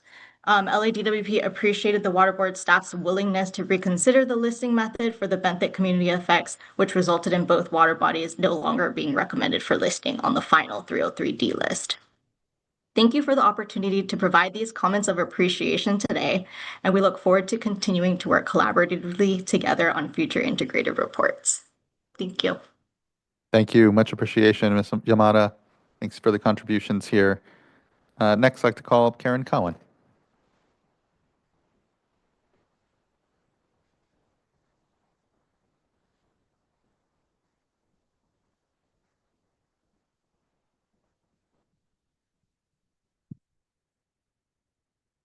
Good afternoon. Hello. Afternoon. Do I have to push it? No, it's now just always it on? on. Yeah, Okay. you're good. Sorry. Good afternoon. Again, Chair Esquivel, members of the board. I'm Karen Cowan, the Executive Director of the California Stormwater Quality Association. I'm going to start with a very meaningful thank you to staff. They really, really deserve it. This is an impossible task, and yet they're doing it on time. Beyond just generically saying thank you to Ms. Fitzgerald and Ms. Sines, who we talk to as the leads the most often. They're very responsive, they're thoughtful, and I think what's amazing is not unwilling to say we made a mistake. And in our world, that's really hard. And I was reading the staff report, 150 pages, honestly, on the way up here. And you see it even in the staff report, right? It's a learning process. And I want to commend them for being open to that feedback and making changes where changes are needed. We definitely support the 5 bio ad. I think that's a very elegant solution to the very complex problems we've all been talking about for a couple listings related to benthic community effects, and particularly for removing the definitions for this listing cycle for a lot of the reasons that Ms. Testonum already suggested. Also support using Category 3 for the Central Valley, again, amplifying a lot of the reasons that Tess cited. We think that's a good outcome for right now, and probably, as Rebecca noted, for a couple listing cycles as well. And then as I was thinking about a lot of the decisions related to the benthic community effects, the TSCO order that's mentioned in the staff report has language I think is really important when we think about what is the 303D list and how do we use it. And the language is that the 303D list, it's suggestive of an impairment, it is not determinative. And I think if we think about the tension we feel between the listings and regulatory actions based upon a listing, that's it. And I think we lose that nuance when we go from decisions on the 303D list to using the outcomes of the 303D list. I mean, up to including that's called the listed water bodies, impaired water bodies list, right? Not suggestive of impairment water bodies list, would be a mouthful. But I do think that gets to some of the tensions, and particularly why you hear from all the folks at the podium of list it, don't list it, because of that, of how it's used. And on the benthic community effects, I think that's amplified, right? Because we're talking about an effect. We talk about the CSCI score as a tool, a really helpful tool, but then how it's used, if it's used in a determinative way, gets away from the suggestive way. And then when you look at the 303D list policy, the listing policy itself, the language, I'm just going to shortchange it. The one we've been talking about of related to benthic community effects is the phrase, and is associated with. Well, what does that mean? In a suggestive way, I think what is being suggested to use in the listing policy now would reflect that there's another pollutant that is impairing the water body. So it could be suggestive of an impairment. But if you're looking at it in a determinative way, then we're getting more into actual causality. Is that particular pollutant causing the impairment? And that again, in the list versus, say, a permitting situation is really a big distinction, and I don't want to lose that nuance. So I'm not sure I have a suggestion of what we do about it, so much as we make all of our regulatory decisions off of the list. There probably needs to be some of guidance or documentation on how you want the list to be used, so we don't lose the difference between suggestive and determinative. While I'm at it, how we use the list, my other suggestion is that I would say look up, meaning if we look at the 303D list, not just looking down at how we regulate at a particular water body scale, but if at a statewide scale, we have an issue everywhere. It's also in the staff report that maybe our water quality objective is too conservative. Maybe we need to look at that. And if the answer is nope, it's right, then we've got a statewide problem, which means we need a statewide solution. Cal EPA has a lot of authorities, and I'm really looking forward to working with Cal EPA and looking up and figuring out if we've got a statewide problem, how can we have some source control solutions? I do have a couple suggestions in the staff report I hate to do this to you. I know everybody hates taking changes on the fly, but I do want to document them. It's on page 79. It's the first full sentence. It's the sentence about future listings, and it talks about considering new information. I would like to document or at least enter into the conversation if we have or adopted objectives. You're about to later this year consider the Region 9 biological objectives. You can't consider that now. They're not adopted and you haven't done anything about it. But in the next listing process, and in fact, San Diego's in the next listing process, that's very, very highly relevant. And we've already started to hear some conversations that perhaps the listing process would not align with what I think the intentions are of the biological objectives in their current form that you have not yet adopted, and that meaning that they don't apply to fully hardened channels, but the listing policy would list a fully hardened channel, and you get back into that linkage back to permits that make you do things, and now it's exempted from the objective. Now you're listed, but now it applies back in the permit condition and requires management actions. So I want to flag that one. That one's pretty important. And the other one, as I was reading it today, this doesn't change the decisions that made, but I think it's really it could be confusing or, depending on how you read it, maybe not accurate. And it's on page 78. It's at the top of page 78. There's a sentence that starts, in other words. It's about how the CSCI, what it means if you're not meeting the CSCI. And I think you could just strike that whole sentence and get rid of confusion or inaccuracy, depending upon how you read it. I understand if you don't want to make that change today, but I also want to put in the record so we don't lose it. So maybe in the next listing cycle, you'd be able to evaluate that sentence. And that's it. Thank you very much. Thank you incredibly, Ms. Cohen, for your leadership and continued engagement, deep engagement with all of this. It's made for a better product and for better work, and just a lot of acknowledgement there. I think the Vice Chair has something for you. I was trying to take notes here, but on page 79, what is your recommendation? Oh, yes. Should have brought my laptop with me so I could read it more specifically. All right. It's the sentence starting, if any water bodies. I think it's the first full sentence on the top of page 79. It's like 4 lines down. You have it. So there's the part of the sentence where it says, if any new information, I would add, or any new objectives. Okay, thank you for that.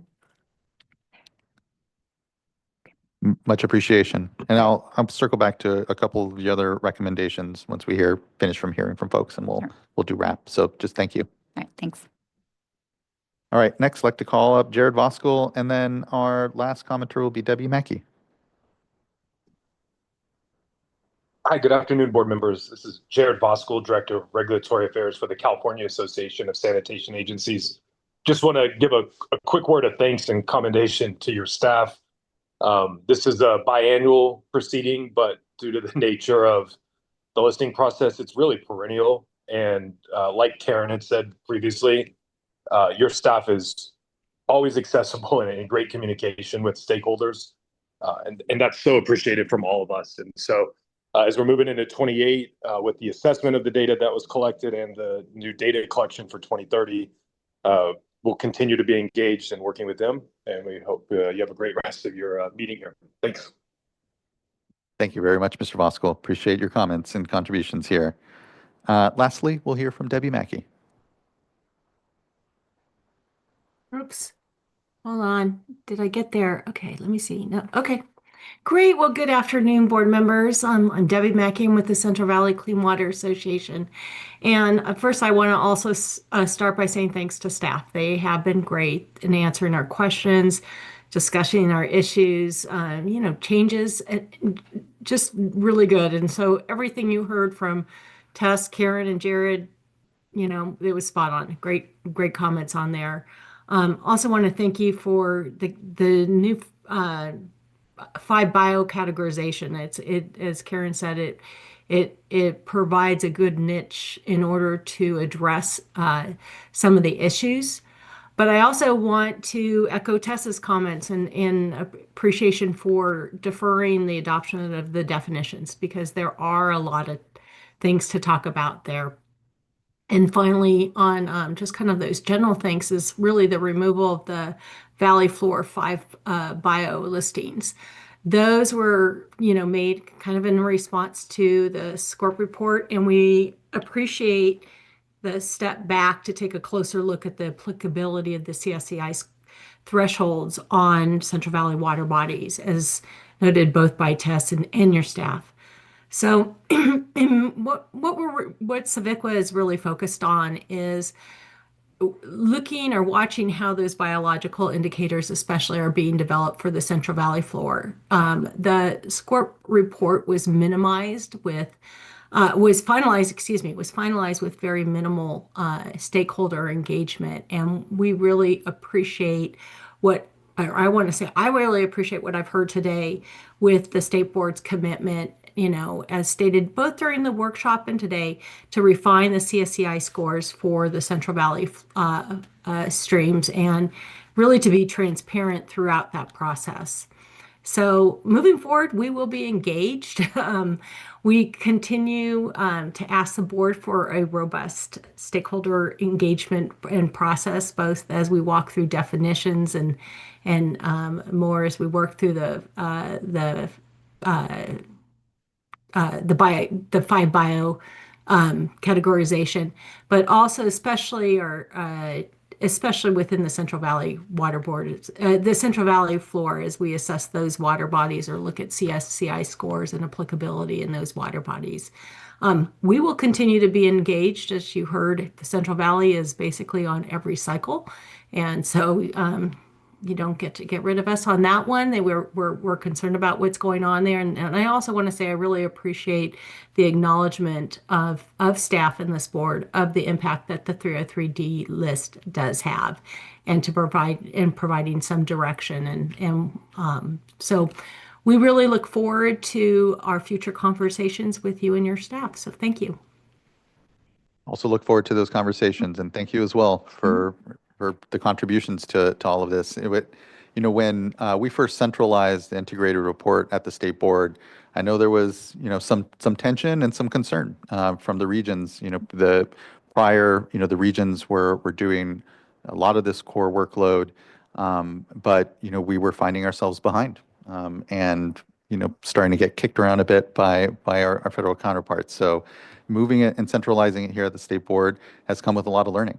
And I think that's where we are always here together, collectively, learning more, learning together, and just appreciate the approach from everyone. And of course, the humility to always say, there are things that we didn't necessarily understand. And I think that's part of this process for us here as well at the state board, as we've centralized it here. And I think what it's affording us are these really important conversations that we can then have around the applicability of the 303D list and the integrated report and the way it interacts with the regional boards in a much deeper engagement and discussion, because it is living here at the state board. So just a lot of thanks and appreciation. And I think on there, just to circle back to Ms. Cowan, your good point, and where my mind was thinking as well, is that we may find ourselves here at a point where and I think we've been careful here to really lean in on the regional boards to understand how they are using it. They're the ones that use it. They are the main permitting entities out there. And so want to respect the regional boards and each of their quasi-autonomous capacity for figuring out their work. But I think it may be time, and there may be benefit that we do provide maybe some guidance back down to the regions. Now that we've better explored and understood the way they're using the list, and particularly to make sure we make the point you made, Ms. Cowan, which is, the 303D list isn't the end. It is it is a broad summary summation of the data we have. And when it comes to permit writing, when it comes to the work at the regional boards, it does need to go that second step to really do that work that, in the case of the CSCI and the BCE, really tie those benthic impacts to then that pollutant. But the list itself isn't necessarily going to do that and isn't necessarily appropriate. I think that we, through the course of the list and integrated report, we have to flesh all that out before we make those listings. I think that it is a course tool, and I think we need to try to make sure we just set some guidance. And so I plus up that recommendation that, we maybe start going toward that just to ensure that the list is being used appropriately. Quickly, to Ms. Dunham's point around the 303D list here being a federal exercise in the Clean Water Act, certainly, and with continued narrowing of that federal jurisdiction, does leave me to and here for further conversation at some point, but really try to best understand how we, as a state board and as a state, have an integrated report and a list of impaired bodies that here aren't, we don't have to necessarily worry about the narrowing of the federal jurisdiction. We still care about those water bodies. We still want to be processing the information we have around it.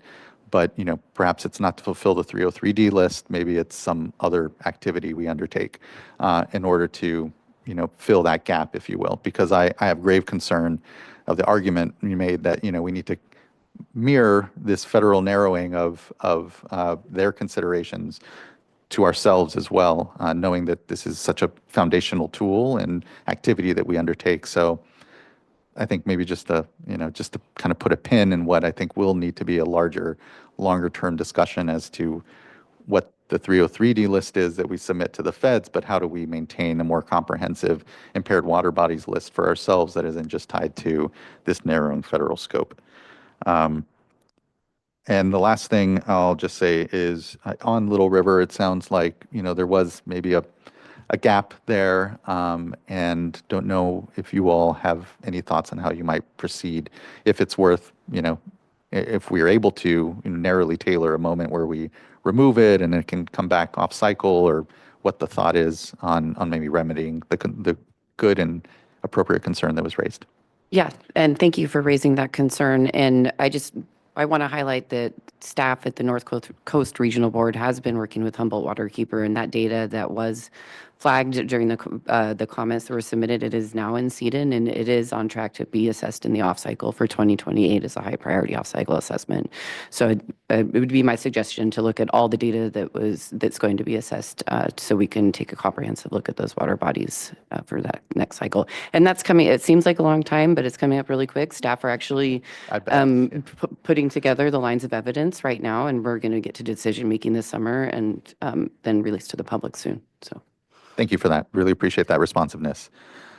Looking to other board colleagues, Board Member Firestone and Vice Chair. Yeah, I have a question. The change for the Central Valley floor to Category 3, is that resulting then in delistings? And in terms of the Little River listing that we just talked about, would the impact of our actions today be to delist that this time, and then with a commitment that we'd reevaluate and it may get listed in the off cycle? Is that just to clarify? Yes, that's correct. To both delistings in the Central Valley and for the benthic community effects, and then also the recommendation for Little River is to delist with the commitment to assess more data in the 2028 cycle. Yeah, I guess I'll say, this is it's a tricky thing. It always feels like there's somewhat moving target as we're developing different objectives, new data sources. And so it's hard to figure out how we navigate this. I certainly have a lot of concerns around delisting what I think are impaired water bodies. My comfort level is not great with the, delisting all those Central Valley streams or Little River. That said, I'm not going to hold this up at this point. But I have real concerns that kind of the message it's sending is that we've improved, we no longer have a problem in those areas, which is absolutely not the message to take from this. And so I wonder if we could think about, and I know there's always a tension between this is a required federal report that EPA approves, and then there's also some use for us and communication with how to use this. So I would just say if there, in the staff report, there's a really long list of the delisting factors. A lot of those aren't the water quality is improved. A lot of them are, I think things like what we are seeing with the Central Valley streams and the Little River, where maybe there's a data gap or sort of a what I would say, kind of a wonky regulatory reason that it gets taken off, but may come back to allow for more discussion or evidence or corrections in data. And I just, I wonder if there's a way that we could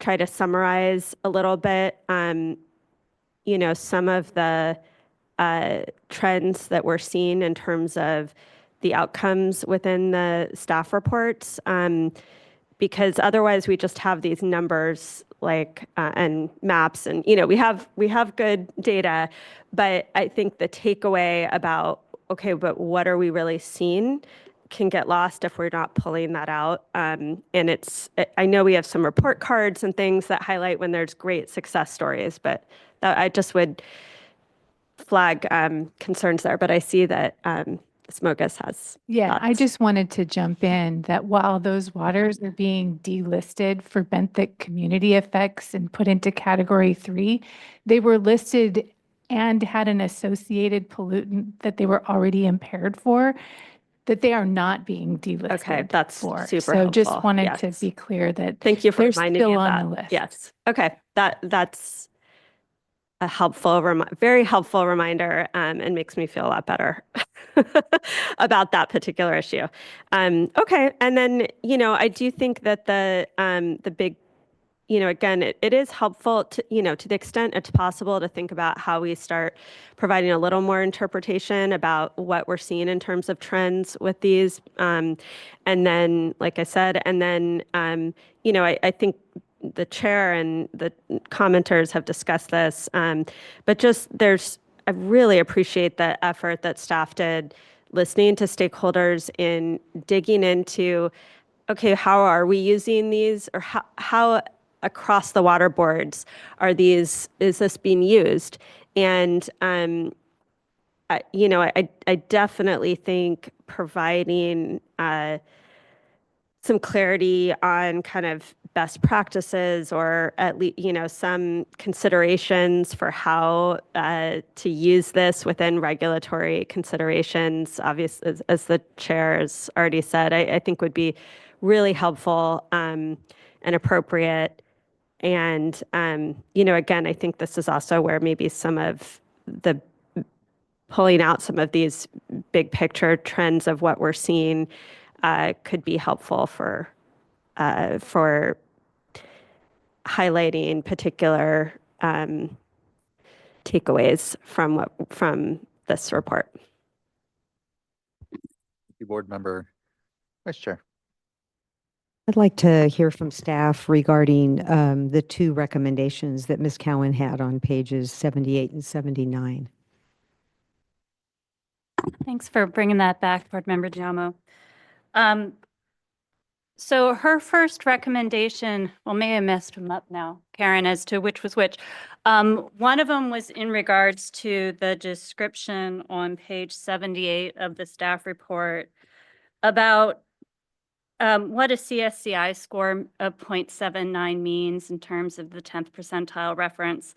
And there's a parenthetical about the 10th percentile being associated with the most degraded. I suspect that's some of the confusion. I think we could have done a better job writing that. And she suggested that we can, maybe strike that sentence. I would offer that we look at next cycle's staff report and do a better job of explaining what the 10th percentile 0.79 number is. So that's sort of my recommendation at this point. We could strike it and add a, direction in the resolution for us to do that moving forward. And I think we could certainly make that happen if you would prefer it, but I think we can also make the correction next cycle. And then she also raised on the top of page 79, which flows from some new language we added and then looking at the first revised version, application of the 0.79 CSCI reference threshold in various stream types. The last sentence states, if any water bodies added to the 303D list during the cycle are determined to have been inappropriately added based on the newly developed information, they will be removed from the 303D list in a future integrated report. And Ms. Cowan suggested adding based on newly developed information for any new water quality objective. This is really tied to the information that we have this cycle. And I also want to say that if we get other new information, it could be new information outside of just water quality objectives. So I'm prefer not to include her suggestion here and leave it open-ended to any new information that we might get, is my thought at this point. And I look to Mr. Wiles if there's anything in there that I missed.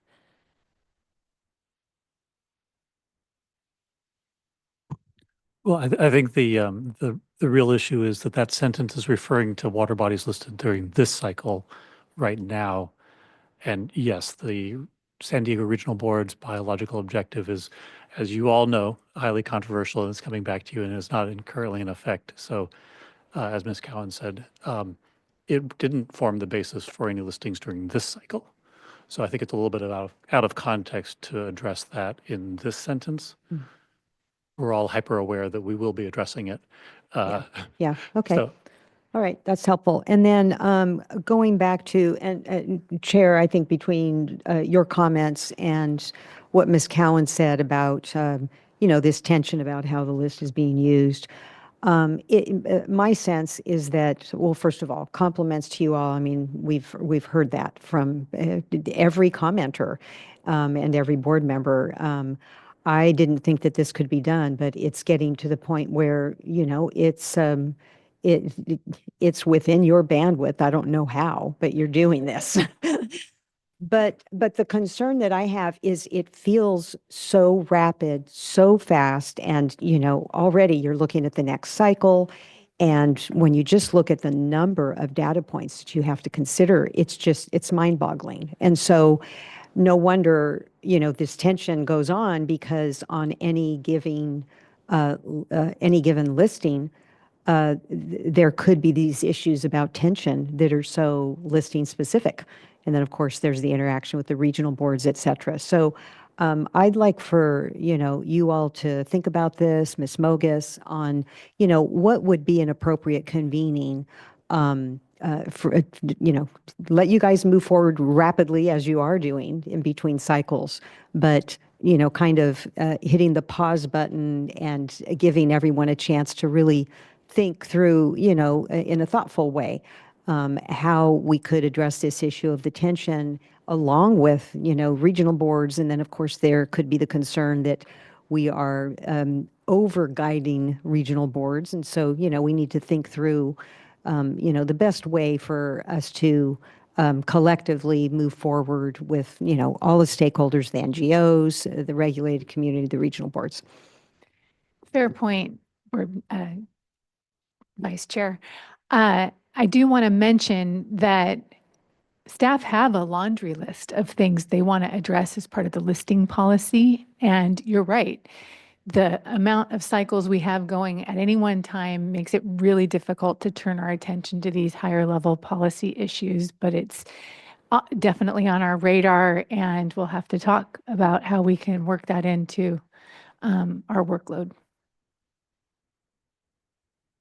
Thank you, Vice Chair. Yeah, I would just suggest maybe whether it's through the executive director's report or a report back to the board at the appropriate time. I wouldn't want to pick a time here at this stage, but just hearing back from you so that we're sort of signaling this to everyone that's listening and just have a follow-up on time frame.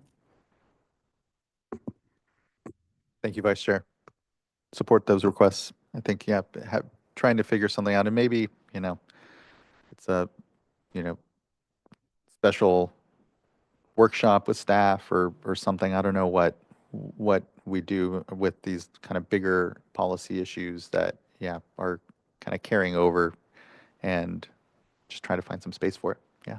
If I may also just add that the effort that we've been doing where we've talked about the list permit nexus effort, where we're thinking about how our permits use the fact of a listing, one of the real fabulous parts of it is that we're having some good conversations with our colleagues in the various permitting programs, and having some of these conversations at some of our programmatic roundtables discussions. We've talked a little bit about how a 303D list is used at some deputy management committee executive level meetings. So we are having some of these conversations certainly internally about, what does it mean when you use a list that is specifically dated versus one that would change every time a new list is adopted. So just as an example, how do we get the permit data in? How do we get the QA data in? So that's continuing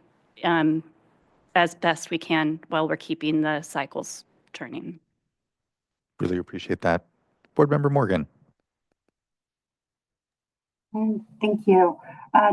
Just wanted to chime in on this discussion here, and want to thank Vice Chair for bringing it up, and also thank staff for following up with the regions and understanding of how the list has historically been used at each of the different regions. I know that was a heavy lift and a lot of meetings and learning there. I just want to be cautious of giving the regions additional direction on how utilizing the list. I understand the want to, now that the state board staff are taking the lead on creating the list and analyzing the data, I think I want to take somewhat of a step back and make sure that as staff are moving along, that there's an understanding of the how and the why, the regional boards, when they were in the lead, how they created the list, the why behind their additional, why were they behind? I believe that in some cases they were taking additional steps, and the language that was included within their basin plans may have been to streamline their permitting process just due to workload. And, there could be reasons why they took the additional steps up front. So really understanding the why and understanding that the impact that this shift is happening on them, I believe, is critical. And that while the list does not need to be immediately just taken and put it into permitting activities, while additional steps can occur, what is the staffing needs for the regions to do those additional steps and to work through that? So I believe, we need to have more conversations with the regions so that we have this bigger understanding and make sure that they can meet all of those needs. And then, in order to take it to that next step. So I understand the process, what needs to happen in between, and the time commitment. But I believe that's something that really it is something that is region by region, and it is region Pacific, and it's not just a global from the state board. Here's the direction. I don't believe is perhaps the best way of moving forward. It really needs to be a collaborative effort of working with our regions and having a better understanding, just as we have taken that step back to understand how regions are utilizing the list. We also need to understand greater, in a greater depth of their resources, their capabilities, how many, just their permitting process, and also their basin planning and their planning staff. What is it that they have in between? So for me, it's a much more complicated and detailed, and maybe that's just my regional board perspective, which I don't want to go into every single detail. I just want to say I want to proceed with caution here and make sure that we are not overstepping. I really appreciate that, board member, and completely agree. And really here, your experience at the regional board is very valuable to us then here as your role in the state board, because you have that sensitivity. And I also want to, I feel that sensitivity too. Again, the regional boards are quasi-autonomous. We're here to have a balanced relationship with them. We're not just here to be thou shalt all the time. So I agree, board member, that any potential guidance is really just a synthesis of a lot of what the regions are doing around it, and just trying to better maybe put a finer point on it. But I agree with you that it is the regions that have this primary role in the permitting space, and so we need to rely heavily on them and proceed carefully, as I think we always definitely need to do when we're engaging with our regional boards, and the very respectful balance of power that we all have amongst each other. So thank you for those points. Really well taken.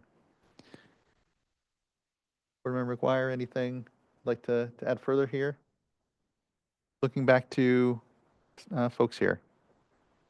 Anything further to respond to what you've heard? Substantively, nothing further. I also want to just express appreciation for everybody who spoke today, everybody who collected the data. Data is very precious, and we use it tremendously. So I know there's a lot of work that goes into all of that.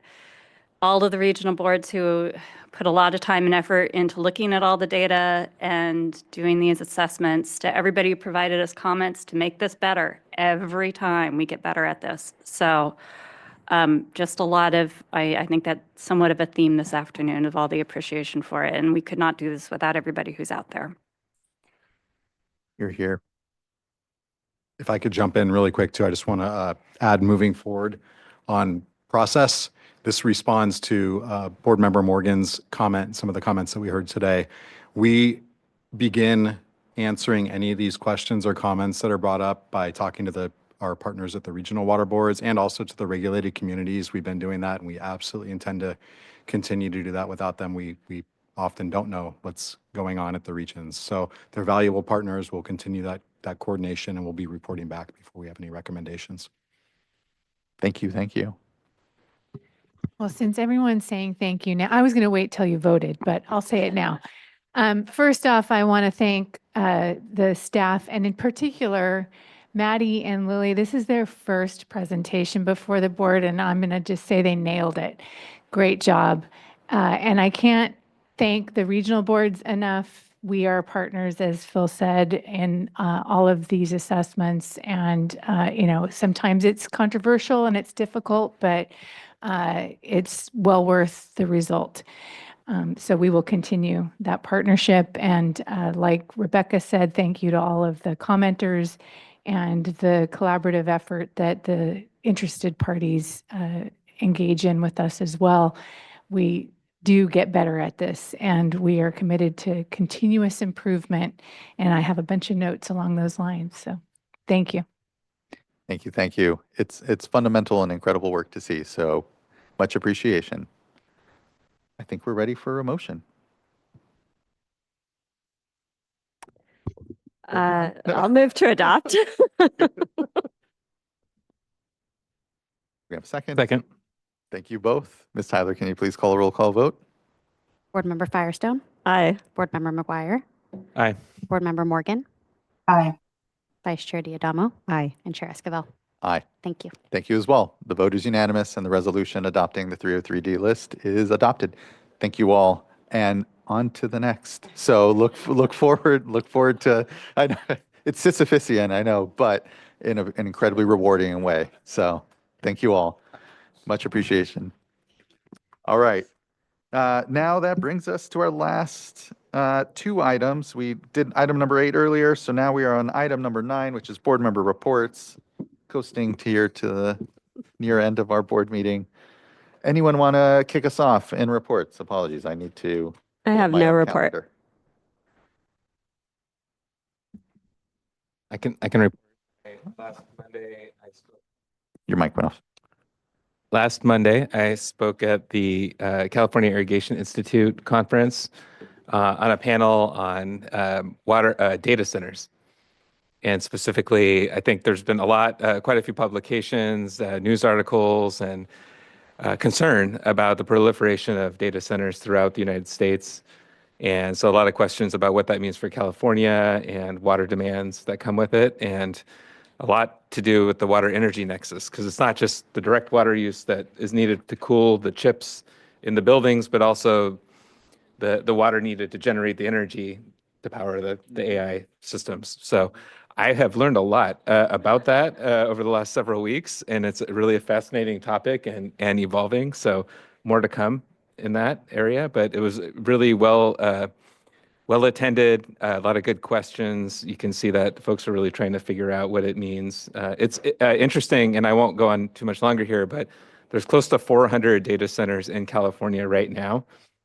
And there was recently a few different studies that were released estimating, we don't have good data on the data centers in terms of the amount of water use, but there were a couple academic studies to try and estimate. And the water use actually wasn't that high in California. But there are other areas in some of these large hyperscale, very, very gigantic data centers that are being constructed that do use quite a bit of water. And so they could be a concern in localized areas. So like I said, more to come.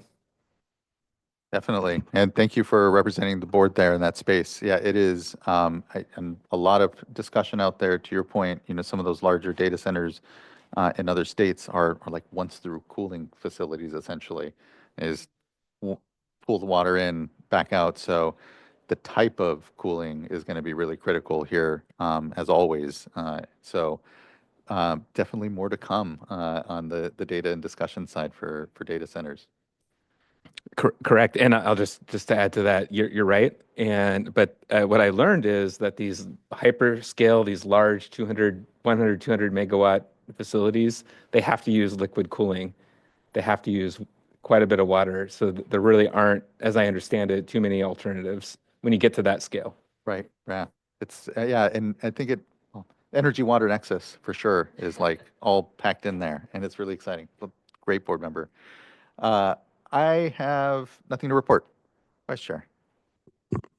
Yes, on January 26th, I appeared before California Municipal Utilities Association for their Capital Day. And it was just a kickoff of them being in town to go visit their legislators. And they just had a lot of questions about, the board's so busy, what are the priorities? And of course, I had lots to talk about. It was a good discussion, and I was really heartened to see the full room. It felt like pre-COVID times. So good discussion. Fantastic. Thank you, Vice Chair. Board Member Morgan, anything? Okay, no report. Great. That wraps up board member reports and brings us to our Executive Director's report. Executive Director Oppenheimer. And I don't have anything to comment on this month, unless there's questions. Looking for questions on board Executive Director's report? And if not, always, the folks should make sure and take a look. It's an incredible compendium. Really proud of the continued work all of our programs continue to do. All right. Well, that now brings us to the end of our board meeting. Our next board meeting will take place February 18th We will have a closed session tomorrow. I don't know if technically that means, Sorry. So the board will recess until and tomorrow's closed session. reconvene tomorrow morning for closed session on both items that are disclosed on the closed session Yeah, it'll agenda. be on both sites and the Delta Conveyance Project. So, we'll actually be in recess then till our closed session tomorrow. We'll close out at that point. Then our next board meeting will be on Wednesday, February 18th. Until then, everyone be safe, be well. We'll see you soon. Thanks for a great board meeting here. Thanks all.